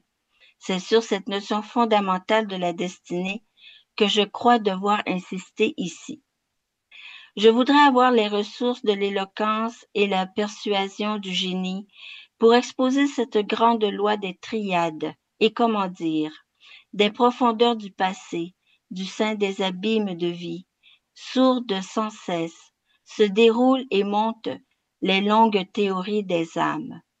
Le principe spirituel qui nous anime doit descendre dans la matière pour s'individualiser et constituer, puis développer, par son lent travail séculaire, ses facultés latentes et son moi conscient. De degré en degré, il se façonne des formes, des organismes appropriés aux besoins de son évolution, formes périssables, qu'il abandonne à la fin de chaque existence comme un vêtement usé, pour en rechercher d'autres plus belles, mieux adaptées aux nécessités de ses tâches grandissantes. Durant toute la durée de son ascension, il reste solidaire du mieux qu'il occupe, lié à ses semblables par des affinités mystérieuses, concourant à leur progrès comme au travail au sien. Il redescend de vie en vie, dans le creuset toujours plus vaste, toujours changeant de l'humanité, pour conquérir des vertus, des connaissances, des qualités nouvelles. Puis quand il a acquis sur un monde tout ce qu'il celui-ci pouvait lui donner, de science et de sagesse, il s'élève vers des sociétés meilleures, vers des sphères mieux partagées, entraînant tous ceux qu'il aime avec lui. Vers quel but monte-t-il? Quel sera le terme ultime de ses efforts? Ce but paraît si lointain. N'est-ce pas folie que de prétendre l'atteindre? Le navigateur qui vogue à travers la vaste solitude de l'océan a choisi comme objectif de sa course l'étoile dont la lumière tremble là-bas à l'horizon. Comment pourra-t-il y parvenir? Des distances infranchissables les séparent. Et cependant, cette étoile, perdue au fond des cieux, il pourra la connaître un jour, dans un autre temps et sous une autre forme. De même, l'homme terrestre que nous sommes connaîtra un jour les mondes de la vie heureuse et parfaite. La perfection dans la plénitude de l'être, voilà le but. Toujours apprendre, approfondir les divins mystères. L'infini nous attire. Nous passons l'éternité à parcourir l'immensité, à en goûter des splendeurs, les beautés enivrantes. Devenir toujours meilleure, toujours plus grande par l'intelligence et par le cœur, s'élever dans une harmonie toujours plus pénétrante, dans une lumière toujours plus vive, entraîner avec soi tout ce qui souffre, tout ce qui ignore, voilà le but assigné de toute âme par la loi divine. N'y a-t-il pas une autre idée de la vie dans cette conception des triades? L'homme, artisan de ses destinées, par ses actes prépare lui-même et construit son avenir. Le but réel de l'existence, c'est l'élévation par l'effort, par l'accomplissement du devoir, par la souffrance même. Plus cette vie est semée d'amertume, plus elle est féconde pour celui qui la supporte avec vaillance. Elle est comme un champ clos où le brave montre son courage, conquiert un grade plus élevé. C'est un creuset où le malheur, où les épreuves font pour la vertu ce que le feu produit pour les métaux qui l'affinent et purifient. À travers les vies multiples et des conditions diverses, l'homme précipite sa course terrestre, passant de l'une à l'autre après un temps de repos et de recueillement dans l'espace. Sans cesse, il avance sur cette voie d'ascension qui n'a pas de terme. Une telle doctrine peut fournir aux sociétés humaines un incomparable stimulant pour le bien. Elle ennoblit les sentiments, épure les mœurs, elle éloigne également les puérilités du mysticisme et des sécheresses du positivisme. Cette doctrine est la nôtre. Les croyances de nos pères paraissent élargies, appuyées sur tout un ensemble de faits, de révélations, de phénomènes constatés par la science moderne. Elle s'impose à l'attention de tous les penseurs. Au sein des nuits d'hiver, le roulement des blocs entrechoqués, la clameur immense de l'océan se font entendre à plusieurs lieues à l'intérieur des terres, Ils éveillent dans les cœurs une crainte superstitieuse. À peu de distance de cette côte sinistre, au milieu des écueils blancs d'écume, s'étend une île, jadis parsemée de bosquets de chênes, sous lesquels s'élevaient des autels de pierre brute. C'est Saint, S-E-I-N, antique demeure des Druides. Saint, l'île de Saint, sanctuaire du mystère que le pied de l'homme ne souillait jamais, etc., Merci etc. beaucoup, hein, vraiment. Merci, Voilà. merci Je pour ta voulais juste lecture. terminer avec un petit passage d'Alain Kardec. Ah oui, tu Ça en as vous lu aussi. Tu en intéresse? as... D'accord, avec plaisir. Voilà, qui date de 1909. Donc, Alain Kardec, préparé par ses expériences passées à la grande mission qu'il vient d'accomplir, n'est que la réincarnation d'un Celte imminent. Lui-même l'affirme par le message suivant, obtenu en 1909. J'ai été prêtre, directeur des prêtresses de l'île de Saint, et j'ai vécu sur les bords de la mer furieuse, à l'extrême pointe de ce que vous appelez la Bretagne. N'oubliez pas le grand esprit de vie, celui qui fait croître le gui sur les chênes et que consacrent les antiques pierres de vos aïeux. Je suis heureux de vous assurer que toujours vos pères ont eu la foi. Gardez-la comme eux, car l'esprit celtique n'est pas éteint en France. Il a survécu et rendra aux fils la volonté de croire et de se rapprocher de l'incréé. N'oubliez pas vos aimés qui sont autour de vous, comme les étoiles du ciel, que vous ne voyez pas en plein jour, quoi qu'elles soient toujours là. La puissance divine est infinie, elle rayonne jusqu'à vous à travers les brumes de la terre, et vous en recevez les rayons épandus et affaiblis. Écoutez la voix de votre cœur quand devant l'océan où les vagues furieuses se poursuivent, vous vous sentez étreint de frayeur et d'espoir. Elle parle haut à ceux qui veulent l'entendre. Vous devez la comprendre, car pour cela vous avez eu tous les enseignements de la terre réunis. Aimez-nous, nous les anciens hommes de la terre, nous avons besoin de votre souvenir, mes bien-aimés. Que vos âmes viennent nous visiter pendant le sommeil que Dieu vous donne. Vous voulez savoir qui je suis, je vous dirai mon nom. Mais qu'importe les noms. Nous avons laissé sur la terre, avec notre corps, le souvenir des noms et des choses, pour ne plus nous rappeler que les volontés de Dieu et les sentiments qui nous portent vers lui, pour ne plus connaître là-haut que son amour et sa gloire, car dans l'infinie lumière, toute le s'éteindre. Le soleil de Dieu la rend moins visible et la fond dans un éternel rayonnement. La terre n'est qu'un lieu de passage, une forêt profonde et obscure, où ne résonnent plus qu'assourdis les échos de la vie des mondes. Nous serons toujours là, les grands druides qui conduisent l'humanité souffrante vers le but inconnu des hommes, mais que Dieu a fixé. Il brille pour nous dans la nuit des temps comme une torche lumineuse. Nous attendons le moment où, enfin libérés, vous pourrez revenir à nous pour chanter l'hymne éternel qui glorifie Dieu. Âme des Gaules, souvenez-vous des croyances de vos ancêtres qui furent aussi les vôtres. Remontez quelquefois par la pensée vers les sources salubres de nos origines, vers les traditions fortes et les hauteurs de notre histoire, pour y retrouver l'énergie et la foi, pour raviver votre esprit et réchauffer votre cœur dans l'air pur et la beauté des cimes et dans la lumière infinie. Alain Kardec. Ah ben merci beaucoup, hein, vraiment. En plus, c'est vraiment une magnifique communication. Hein. Je ne sais pas ce que vous en pensez, mais vraiment, j'aime beaucoup. Ah oui. Oui, on reconnaît bien dans les deux communications le style de Léon Denis. Hein. La première est celui d'Alain Kardec. Hein. C'est vrai. Hein. Ah oui. C'est vrai qu'on les reconnaît bien à travers les mots, les tournures de phrases et la manière de penser. En plus, c'est vrai il doit y avoir un pont vraiment entre druidisme et spiritisme, parce que bon, Kardec aurait été Alan Kardec druide dans une vie antérieure, ça aurait été Alan Kardec son nom de druide. Il y a le menhir sur sa tombe aussi en tant que, enfin voilà, le druide, et puis Léon Denis par rapport à Paul Boucher, ce que tu nous disais, Claudine. Donc il y a quand même entre le spiritisme et le druidisme, il y a quelque chose, quoi. Hein. Ah ben oui, bien sûr. C'est sûr. Mais est-ce que il y a des choses qui se recroisent. Oui, il y a beaucoup de choses qui se recroisent. Est-ce qu'il y a le lien aussi entre, Claudine, tu penses, entre le christianisme et druidisme? Parce qu'il y a un livre de René Boucher, je crois, Christianisme et druidisme, il me semble, c'est ça, non?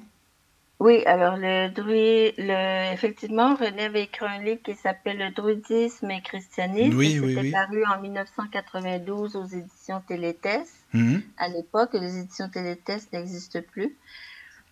Et en fait, là, nous, quand on parle de christianisme, on parle de christianisme originel. Oui, oui, oui. Voilà, donc on Ben, dit oui, druidisme et christianisme originel sont frères. Alors, oui. faut savoir que nous, dans notre filiation Bodcoat, donc nous reconnaissons bien entendu le Christ en tant que projection de conscience divine. Mhm. Et donc ça, c'est important de le préciser parce qu'il y a beaucoup de mouvements néo-druidiques qui se séparent de tout ce qui est christianisme, alors que nous, on Oui. dit non parce qu'il y a eu des échanges entre le druidisme et le christianisme originel. Mhm. D'accord. Donc ça, pour nous, ça, c'est évident. Mhm. Que le Christ est venu en Gaule, tout ça, ça pour nous, c'est J'avais lu quelque ça à chose. 14 ans. À l'âge de 14 ans, il serait venu en Gaule, c'est ça? Pour une initiation? Oui, d'après les écrits de De René. notre grand druide ou- Renatos Bodcoat, donc Ah oui, oui, oui, oui, oui. effectivement. Mhm. Et donc faut savoir que dans le druidisme de notre filiation, on n'est pas forcément porté sur les divinités dans le sens comme par exemple Odin, Taranis, Ah oui, toutes ou, ces divinités. etc. Le Oui. Thor ou ces Mhm. trucs-là, quoi. On n'est pas du tout Pas porté là-dedans, vers non. ça. C'est pas Non, on d'accord, n'est pas du d'accord, tout là-dedans. d'accord. Nous, donc, nous plaçons notre confiance donc en l'incréé. Oui, Hein, en l'incréé, donc on a bien compris que l'incréé, donc, c'est l'incréé dans le sens qu'il crée à partir de l'intérieur, hein, il est en nous. Voilà. Et aussi, nous célébrons, par exemple, les émanations de l'incréé. Hein. Pour nous, lorsqu'on parle de Bélène, de Lugh, de Teutathès, d'Ésus, pour nous, ce sont des émanations de l'incréé. Donc, ces émanations ne se sont jamais incarnées sur Terre. Hein, et ils ne s'incarneront jamais sur Terre non plus. Donc, nous, c'est ça, quoi. Et après, c'est nous, avec notre développement spirituel, qui devons tendre donc vers la lumière blanche du Gwenwed, mais donc également vers ses émanations et vers l'incréé. Voilà. Donc ça, oui. je tiens à le préciser. Non, mais c'est important, hein, tu as raison, Oui. l'incréé, c'est important de se souvenir de ça, quoi, justement. Voilà. Il n'y a pas de questions sur le chat, Caro, vous faites? Parce que là, on parle depuis tout à l'heure, mais je sais pas si il y a des questions ou pas. Non, c'est Non, une d'accord. conversation Là, très d'accord, vieille, bah, Amandine. tout va bien, c'est Michael, parfait. moi, j'en Oui, aurais vas-y, une. vas-y. Ouais, c'est par rapport aux deux messages que Claudine vient de nous lire. J'ai pas bien saisi d'où ils venaient, enfin, d'où vous les avez lus, de quel ouvrage ou de quel livre. Alors, c'est la trilogie culte que j'ai écrite. Donc, c'est aux éditions Les Acteurs du Savoir. Donc, ça s'appelle Les Druides, tome 1, Les Bardes. Vous avez le tome 2 sur les Ovates et le tome 3 sur les Druidesses. Alors, moi, il me reste des exemplaires du tome. Dans ces messages que vous avez lus, là, autant celui de Léon Denis que celui de Alain Kardec, on retrouve plein de passages qui, comment dire, correspondent à certains de leurs écrits, quoi. Mais il n'y a pas de correspondance exacte. Donc, en quelque part, on reconnaît bien le style de Léon Denis, de Alain Kardec. Et c'est pour ça que ma question, c'était où est-ce que ces messages, où est-ce qu'on peut les avoir, où est-ce qu'on peut les lire? Alors, moi, c'est déjà dans le livre que j'ai édité, vous pouvez les lire. Oui. Mais moi, j'ai écrit cette trilogie culte-là parce que c'est moi qui ai, si vous voulez, en quelque sorte, qui avons. Alors, après le décès de Paul Boucher, donc c'est René et moi qui avons hérité des archives. du collège druidique. Voilà. Voilà, donc il y a des choses qui sont parties. C'est pour ça que je parle de notre filiation Bodcoad. Donc voilà, donc il y a des choses que nous avons dans nos archives qui n'étaient pas nécessairement partagées avec le plus grand nombre, et c'est pour ça que j'ai pris de ces archives-là que j'ai mis dans la trilogie culte pour les partager. D'accord. Donc Ce sont des communications qui ont été reçues à l'époque de Paul Bouchet ou par Paul Moi, Bouchet. personnellement, je le crois parce que c'est dans ces archives que je les ai trouvées. D'accord. Donc Kardec en 1909. Et puis celui de Léon Denis, je me souviens plus si vous avez donné une date. Non, je n'ai pas donné de date pour Léon Denis. C'était après 1927, quoi. Oui. Après sa mort, quoi. D'accord. Bah écoute, en tout cas, c'est à relire. Et puis merci à Claudine, vraiment, vraiment, pour nous avoir partagé ces lectures aussi. Alors, tu nous as expliqué pour le christianisme. Est-ce qu'on pourrait passer, si tu veux bien, alors qu'est-ce qu'un druide, un novade, un barde, si tu veux nous expliquer les différences et puis leur manière de s'habiller aussi, pourquoi pas. Voilà, quels sont leurs rôles en fin de compte, quoi. Voilà, alors quand la personne décide de suivre la voie du druidisme, donc nous on lui explique la chose suivante, c'est qu'est-ce qui fait qu'une personne va être éligible à être intronisée soit barde ou soit ovate. Donc tout ça, ça dépend de ses affinités naturelles. Voilà, tout simplement. Donc si la personne elle est très portée vers les médecines alternatives, les médecines par les plantes, l'astrologie, les soins en général, tout ça, elle sera plus du côté ovate. Et donc ça, c'est une scie de couleur verte, vert émeraude. Ensuite, si la personne elle est plus portée vers les runes, la croix celtique, la musique, la poésie, donc toutes ces choses-là, elle sera plutôt barde. Et ça, c'est le bleu roi. Voilà. Donc ça, si vous voulez, c'est comparable aux deux pieds d'un dolmen. Donc, il y a un pied du dolmen, c'est un barde, et l'autre pied, c'est un ovate. Et sur le dolmen, donc, il y a la table accumulatrice. Et donc, il va venir un moment où il va falloir consolider les deux enseignements, et celui du barde et celui de l'ovate. Et donc, c'est là qu'intervient la table accumulatrice. La personne va être intronisée eubage. Ça s'écrit E-U-B-A-G-E. Donc, je le précise parce que ce n'est pas dans tous les mouvements druidiques qu'il y a la consolidation entre les deux enseignements.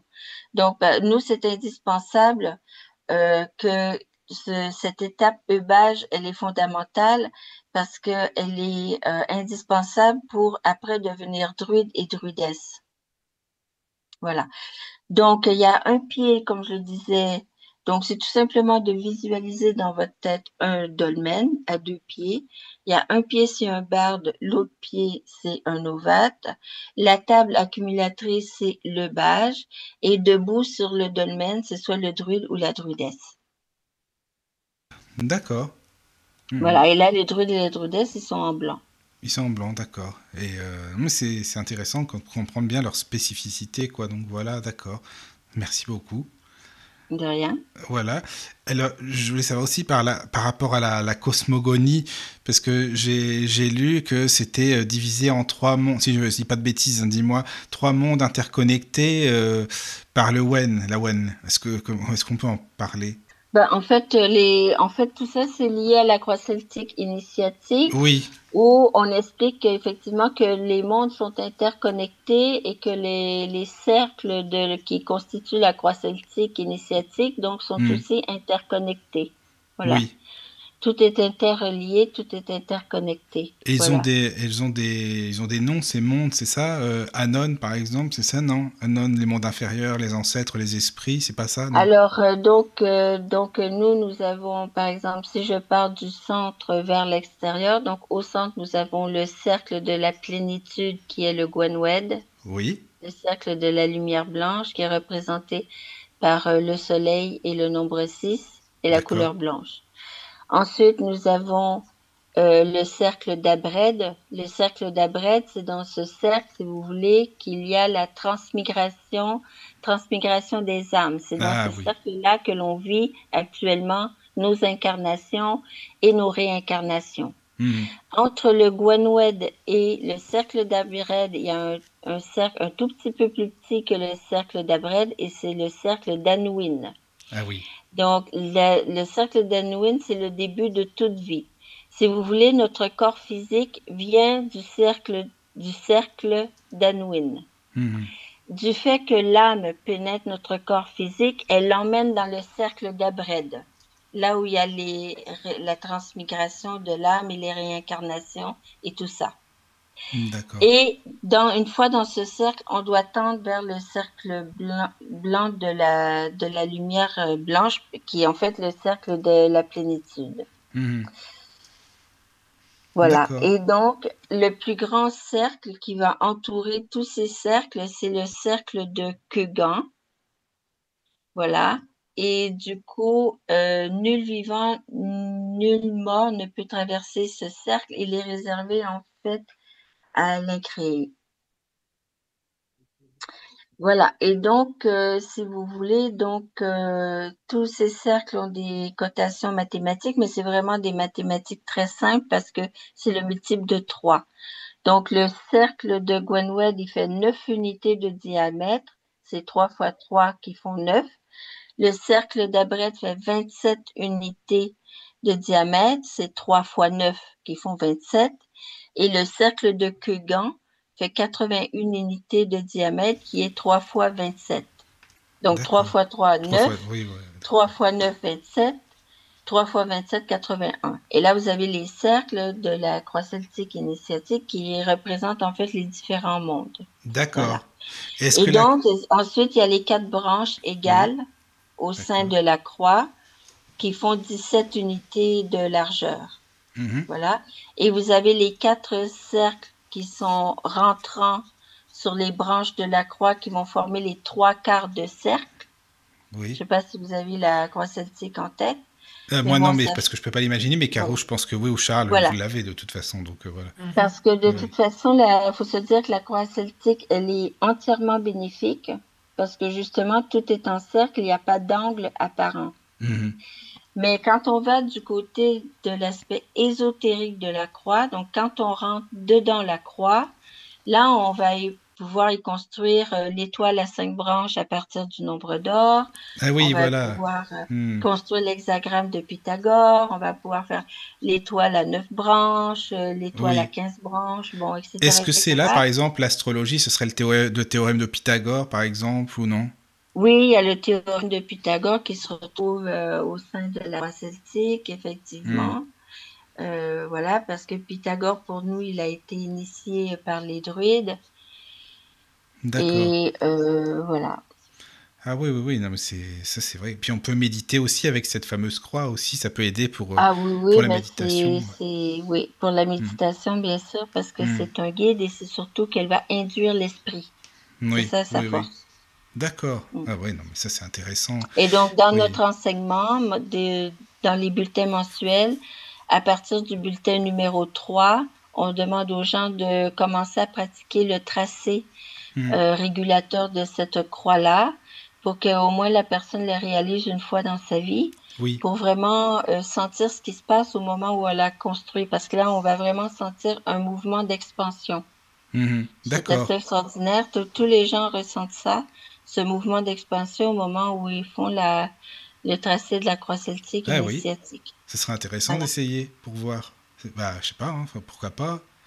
Et vous parlez aussi j'ai vu ça, de divination par les nombres, numérologie.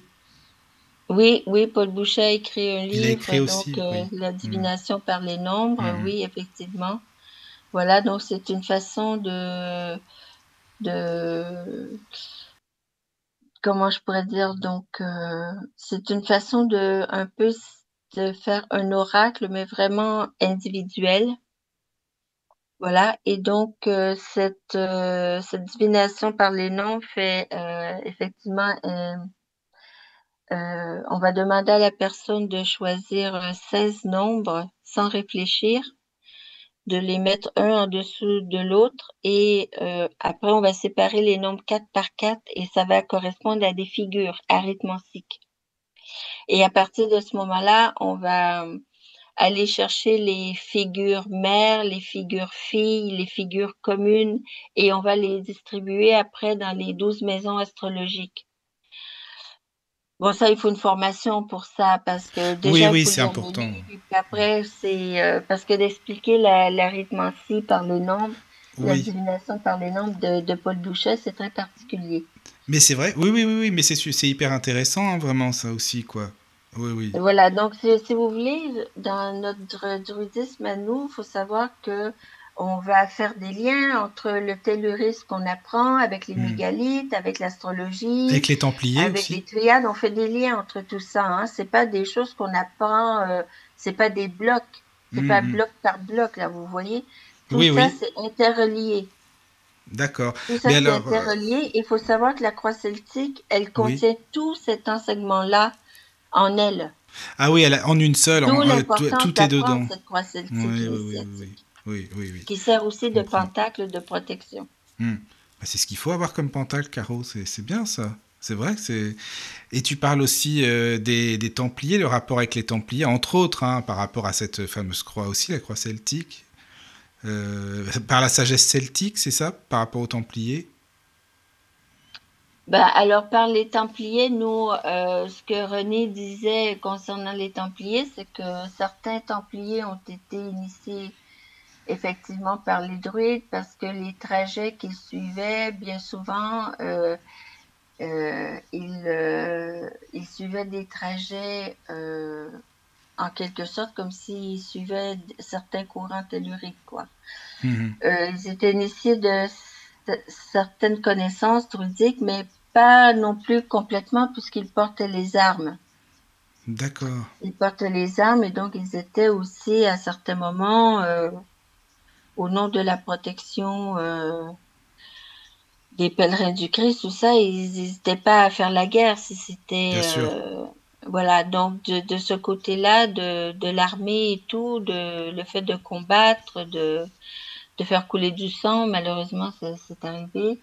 Donc, ils ne pouvaient pas être entièrement initiés à toutes nos connaissances. Il y a D'accord. une question de Nadia sur le chat. Oui. Elle demande, est-ce que lors des rituels en invoquant l'air, le vent répond-il et se manifeste-t-il? Alors, effectivement, nous, ça fait partie des esprits de la nature. Donc, l'air se manifeste, oui, les éléments se manifestent, bien sûr. Et donc, nous, faut savoir que ce qu'on appelle la consécration aux éléments, donc qui se produit justement ce solstice d'été, donc où on va faire la fusion des 4 éléments en un cinquième, l'éther. Donc ça se produit au solstice d'été. Donc oui, les éléments se manifestent tout le temps dans les rituels, ça c'est sûr. Est-ce qu'il y a aussi, Claudine, des méditations, par exemple, pour, j'imagine, hein, rééquilibrer les énergies, développer l'intuition, par exemple? Bah alors moi j'ai fait des différentes méditations. Je n'ai fait une sur l'énergie cosmique, Oui, par exemple. Voilà, donc j'ai fait plusieurs méditations. d'accord. Oui, il y en a, oui. Ah oui, Et dans nos cérémonies, on laisse toujours un moment de silence pour une méditation intérieure aussi. d'accord. Oui. Ah oui, ça c'est vraiment bien aussi. Par contre, c'est pareil. Ouais. Enfin, je sais pas. Claudine, écoute, franchement, plus tu parles, plus ça me donne envie d'en savoir plus. Moi, vraiment, je t'assure. Non, mais c'est vrai. Je suis vraiment. Ça m'intéresse beaucoup. En plus, tous ces sujets là depuis longtemps, depuis des années que je voulais faire une émission avec des druides. Alors, tu vois, une druidesse, c'est très bien, vraiment. Voilà quoi. Ça c'est bien. Alors, je sais pas s'il y a d'autres questions ou non, ou Caro ou Charles, si vous en avez. Alors sur le chat, non. Caro, Charles. Quand on s'inscrit à vos formations, ça se passe comment exactement? Alors donc, pour s'inscrire, c'est que moi j'envoie un bulletin d'adhésion qui n'oblige à rien, hein. Déjà sur le bulletin d'adhésion, donc vous avez beaucoup d'informations sur tout ce qu'on apprend. Donc, la première année, on va toucher à beaucoup de disciplines. Bah, ça va donner une idée à la personne de ce qu'on fait. Et après, avec les années qui suivent, on va approfondir certaines choses. Voilà. Et donc, pour s'inscrire, donc, il faut tout simplement écrire, je vous donne l'adresse exacte pour ceux qui sont intéressés. Donc, c'est le CIDEC Soleil. Donc, c'est CIDECD pour Collège international d'études celto-druidiques. CIDECD Soleil, SOLEIL, @gmail.com. Ah bah d'accord, très bien. Voilà, Merci beaucoup. cidexsoleil@gmail.com. D'accord. Et donc, à ce moment-là, je vais avoir vos mails. Je pourrai y répondre personnellement. Vous faire parvenir le bulletin d'adhésion qui vous permet de voir déjà les 2 formules d'apprentissage que je vous parlais tout à l'heure. Et puis ensuite, il y a notre site internet qui est en français, en espagnol et en portugais, qui est le www.cidec.com. Donc, www.cidecd.com. D'accord. Voilà, il y a tout ce qu'il faut pour. Charles, je pense que tu vas y aller faire un tour, sûrement, à mon avis. Ça, je pense J'y suis aussi. déjà allé, mais Tu y es c'est déjà rapidement. allé. C'est pour ça Ah que oui, voilà. je C'est suis un ça. petit peu perdu parce que je découvre énormément de choses. Je vois, Michael, tu as bien potassé le sujet Ah avant oui, mais l'émission. toujours, c'est quand il y a des émissions, je me Ah renseigne oui, toujours. Voilà. oui, Donc, je comprends bien. effectivement, il y a beaucoup de choses parce que nous, en fait, on donne un enseignement complet, si vous voulez. Le danger de certaines écoles spirituelles Surtout dans le ou ceux qui se néo-druidisme. prétendent tels, c'est de donner des enseignements fragmentés. Et c'est quand vous recevez quelque chose qui est fragmenté que c'est ça qui, du point de vue d'ésotérique, peut faire plus de mal que de bien. Faut quand même dire ces choses-là parce que C'est vrai. ça se passe vraiment comme ça. Non, mais tu as Alors raison, hein. que C'est important de le dire. C'est vrai. Alors que voilà, donc c'est pour ça que quand je parle d'une cosmogonie complète, donc c'est ça, vous ne recevez pas des fragments, vous recevez quelque chose de complet. Donc c'est pour ça que ça peut paraître long, hein, 6 ans et 9 mois pour tout faire, mais les gens, j'ai remis donc parce que je remets quand même une attestation, hein, quand même pour les gens qui finissent tout. Et puis les gens me disent ah c'est déjà fini, j'ai pas vu le temps passer. Ben, c'est vrai Voilà parce que ça donc leur plaît, c'est très bien, tant mieux, hein, tu sais. C'est comme dans les émissions, quand ça dure, voilà, ça passe vite quand c'est bien aussi. On s'ennuie pas, tu sais. Merci voilà beaucoup. c'est ça. Et Oui, donc c'est pareil. faut prendre ça petit à petit. Et puis Oui. donc je précise donc peut-être que ce sera le mot de la fin que le druidisme c'est entièrement libéral. Nous n'avons aucun système de parrainage, absolument pas. Quand vous entrez chez nous, vous entrez librement chez nous. Et quand vous sentez que vous devez partir, ben c'est pareil, vous partez librement également. Voilà. Oui, tu vas pas les kidnapper, ça, c'est sûr, forcément. Non, Non, non. absolument pas, non. Donc, Non. non, mais c'est pour bien expliquer que nous, il n'y a pas de système de parrainage. On n'est pas du tout dans dans ces choses-là. Oui. C'est Alors, juste, vraiment excuse-moi, en juste une liberté. dernière question. Est-ce qu'il existe des antennes, je sais pas, par exemple, dans quel pays, aller au Brésil, par exemple, puisqu'ils sont très spirituels, est-ce qu'il y a des Oui. antennes? Ah ben oui, alors le collège, le CIDEC au Brésil, il y a plus de monde au Brésil qu'en France. Ah, ça m'étonne pas du tout, ça, tu vois. Ah bah, ça m'étonne pas. Donc, il y a des antennes, alors d'accord. Ah, c'est Ah bien, oui, ça. moi je suis allée au Brésil donc l'année dernière et donc du coup j'ai été dans des mouvements spiritistes parce que justement on me demandait de parler du druidisme et tout ça. Mhm. Et donc oui, on a aussi DEC au Brésil et on en a un aussi au Mexique. D'accord. Ah oui. Voilà, voilà. Et puis on en Ah a un oui. tout petit au Québec aussi, voilà. Voilà, oui. Ah non, mais c'est bien qu'il y en ait. Ah bah dis donc, Jean-Marie. C'est bien, merci Jean-Marie, on est bien connectés. Tu sais, Claudine, il m'écrit un petit coucou en même temps, parler du Brésil, et on en parle en même temps. Bah tu vois, Jean-Marie, on est branchés, c'est bien comme Ah oui, d'habitude. ben C'est... Jean-Marie, j'ai beaucoup parlé du Brésil et Mais tout oui, ça oui, parce que oui, je veux c'est dire. important. Oui, oui, oui. Non, mais C'est ça, très, c'est vrai très que... important, oui. C'est toujours Mhm. très, très actif, hein. Bah, puis c'est surtout qu'au Brésil, comme on a fait le pont avec le spiritisme, bah Charles, c'était bien placé pour le savoir. Hein, franchement, ils sont très branchés là-bas, spiritisme, voilà quoi. C'est, Oui. donc c'est important aussi. Ça, je le Et savais. Le druidisme, je savais un peu moins, mais je ah suis oui, content de l'apprendre. tu vois, bah, Oui. c'est bien justement, c'est très Mm. bien. Et est-ce qu'il y a, juste, excuse-moi, après Claudine, je te laisse tranquille, mais est-ce qu'il y a des prières, enfin des prières prières ou autres, mets le mot que tu veux, hein, de protection par exemple aussi? Alors oui, ben, on a toujours nos prières aux esprits bienfaisants et âmes des Celtes. Ça, c'est notre Ah voilà, prière comme les spirites avec les bons de... esprits, quoi, finalement. Voilà, c'est D'accord. ça. Il y a aussi la prière Ô Dieu, donne-nous ton appui. Il y a cette prière-là aussi. On a une prière pour la nouvelle année. D'accord. On a une prière aussi pour le soleil. Voilà, on a quelques prières, oui. D'accord, bah merci beaucoup. Voilà. Est-ce que vous aimeriez que je vous lise un poème, juste peut-être pour terminer là-dessus, sur le dolmen Avec grand immémorial? plaisir. Mhm. Alors vraiment, Claudine, avec grand plaisir. Juste parce que s'il y a des auditeurs que ça intéresse, est-ce que tu pourrais nous donner des livres de base?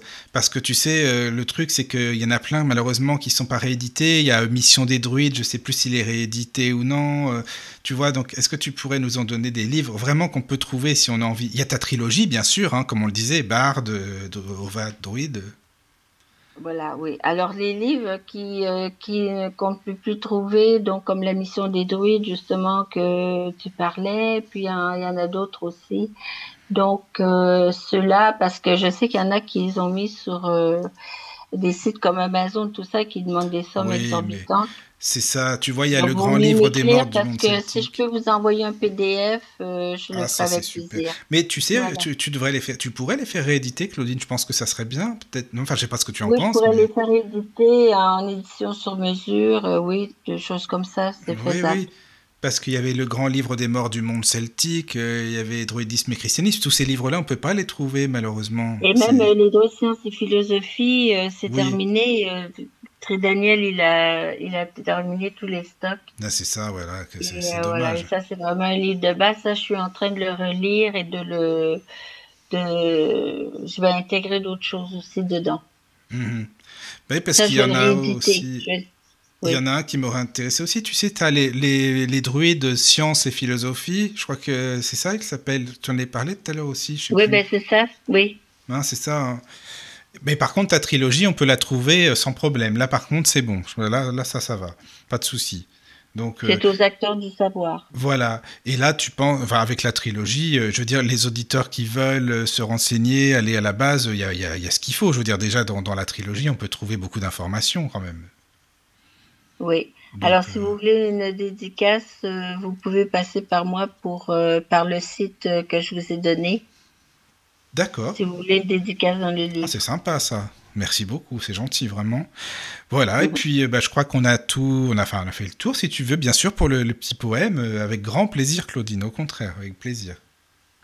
Voilà, donc c'est un poème que j'ai composé alors en 2000. Attendez un petit peu que je vous donne la date.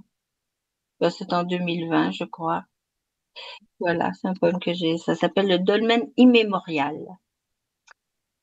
Un bosquet secret où règnent 7 grands chênes dressent leur feuillage au pays de la sagesse.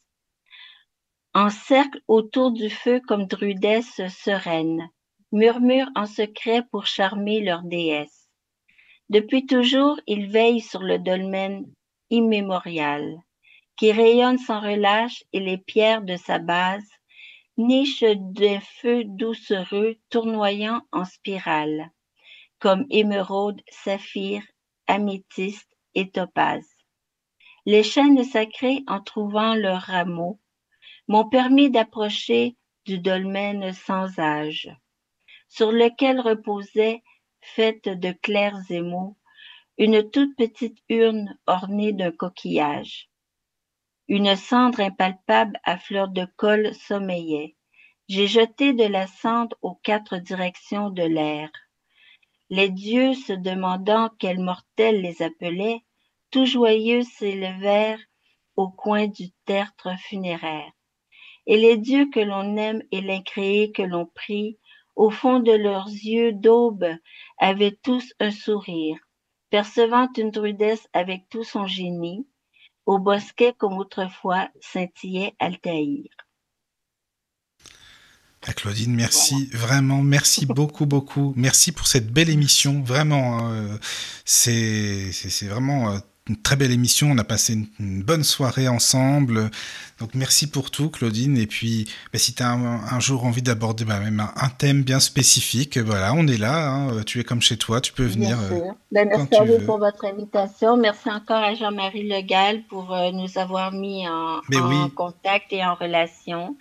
Et puis voilà, j'espère que vos éditeurs seront mieux éclairés maintenant sur le druidisme. Et s'ils ont des questions, qu'ils passent par vous ou par moi. On fera ça. Oui. Puis on remettra si tu as envie. Bien sûr, on est là de toute façon. C'est très bien. Merci, bien sûr, Caro. Merci, Charles, pour tes questions aussi. Et puis, dormez bien, surtout. Prenez soin de vous. Et à très bientôt. Merci beaucoup. Bonne nuit. Faites de beaux rêves. Oui, c'est ça. Merci, au revoir. Ils marchent drapés de blanc dans les brumes du matin, les druides anciens porteurs du destin. Dans la forêt sacrée, ils parlent aux esprits, ils lisent les signes là où le monde s'unit. Maîtres du verbe, gardiens du lien, ils unissent les hommes, les dieux et le chemin. Ni roi ni guerrier, mais au-dessus de tous, car leur parole est sage, leur jugement doux. Druides, bardes, unis, 3 voix pour chanter l'harmonie, savoir, chant et guérison, même souffle, 3 missions. Le barde s'avance, harpe sur le cœur, il chante les légendes, il console les peurs, gardien de la mémoire du peuple et de ses rois. Chaque mot est sacré, chaque rime fait loi. Il connaît l'histoire, les batailles, les amours, et donne aux vivants les leçons des jours.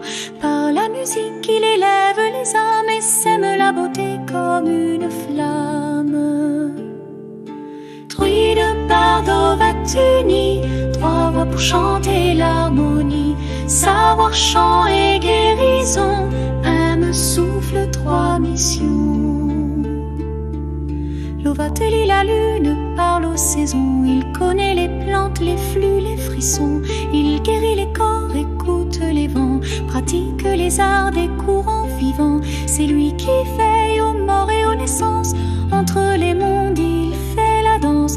Herbes et pierres n'ont pas de secret, car l'ovatre ressent ce que la terre sait. Druide, barde, unis, 3 voix pour chanter l'harmonie, savoir, chant et guérison, un souffle, 3 missions. Le druide enseigne dans le cercle fermé, 20 années parfois pour être formé. Pas d'écrit mais des mots transmis, dans le cœur, la mémoire et l'esprit. Les leçons sont lentes comme pousse le chêne, chaque étape silence, chaque silence enseigne. Ils apprennent les lois, les astres, les sorts, et la voix qui tranche sans jamais la mort. Druide, barde, unis, 3 voix pour chanter l'harmonie, savoir, chant et guérison, un même souffle, 3 missions.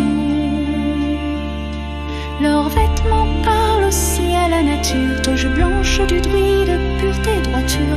Le barde se part de bleu, couleur du ciel, l'ovate en vert marche parmi les étincelles. Les couleurs disent la voix a le don, et marque le rôle dans chaque maison. C'est un peuple de sages, de porteurs de feu, qui parle peu mais regarde mieux. Druide, barde, unis, 3 voix pour chanter l'harmonie, savoir, chant et guérison, un souffle, 3 missions. Ils ne sont plus là ou peut-être cachés, dans un bois, dans un mot, dans l'eau d'un rocher, mais leur savoir murmure encore dans l'air, pour qui marche lentement, pour qui sait se taire.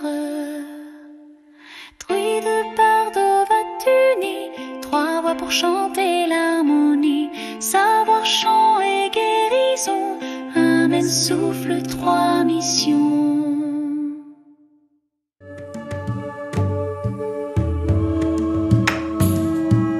Bienvenue sur la radio du Lotus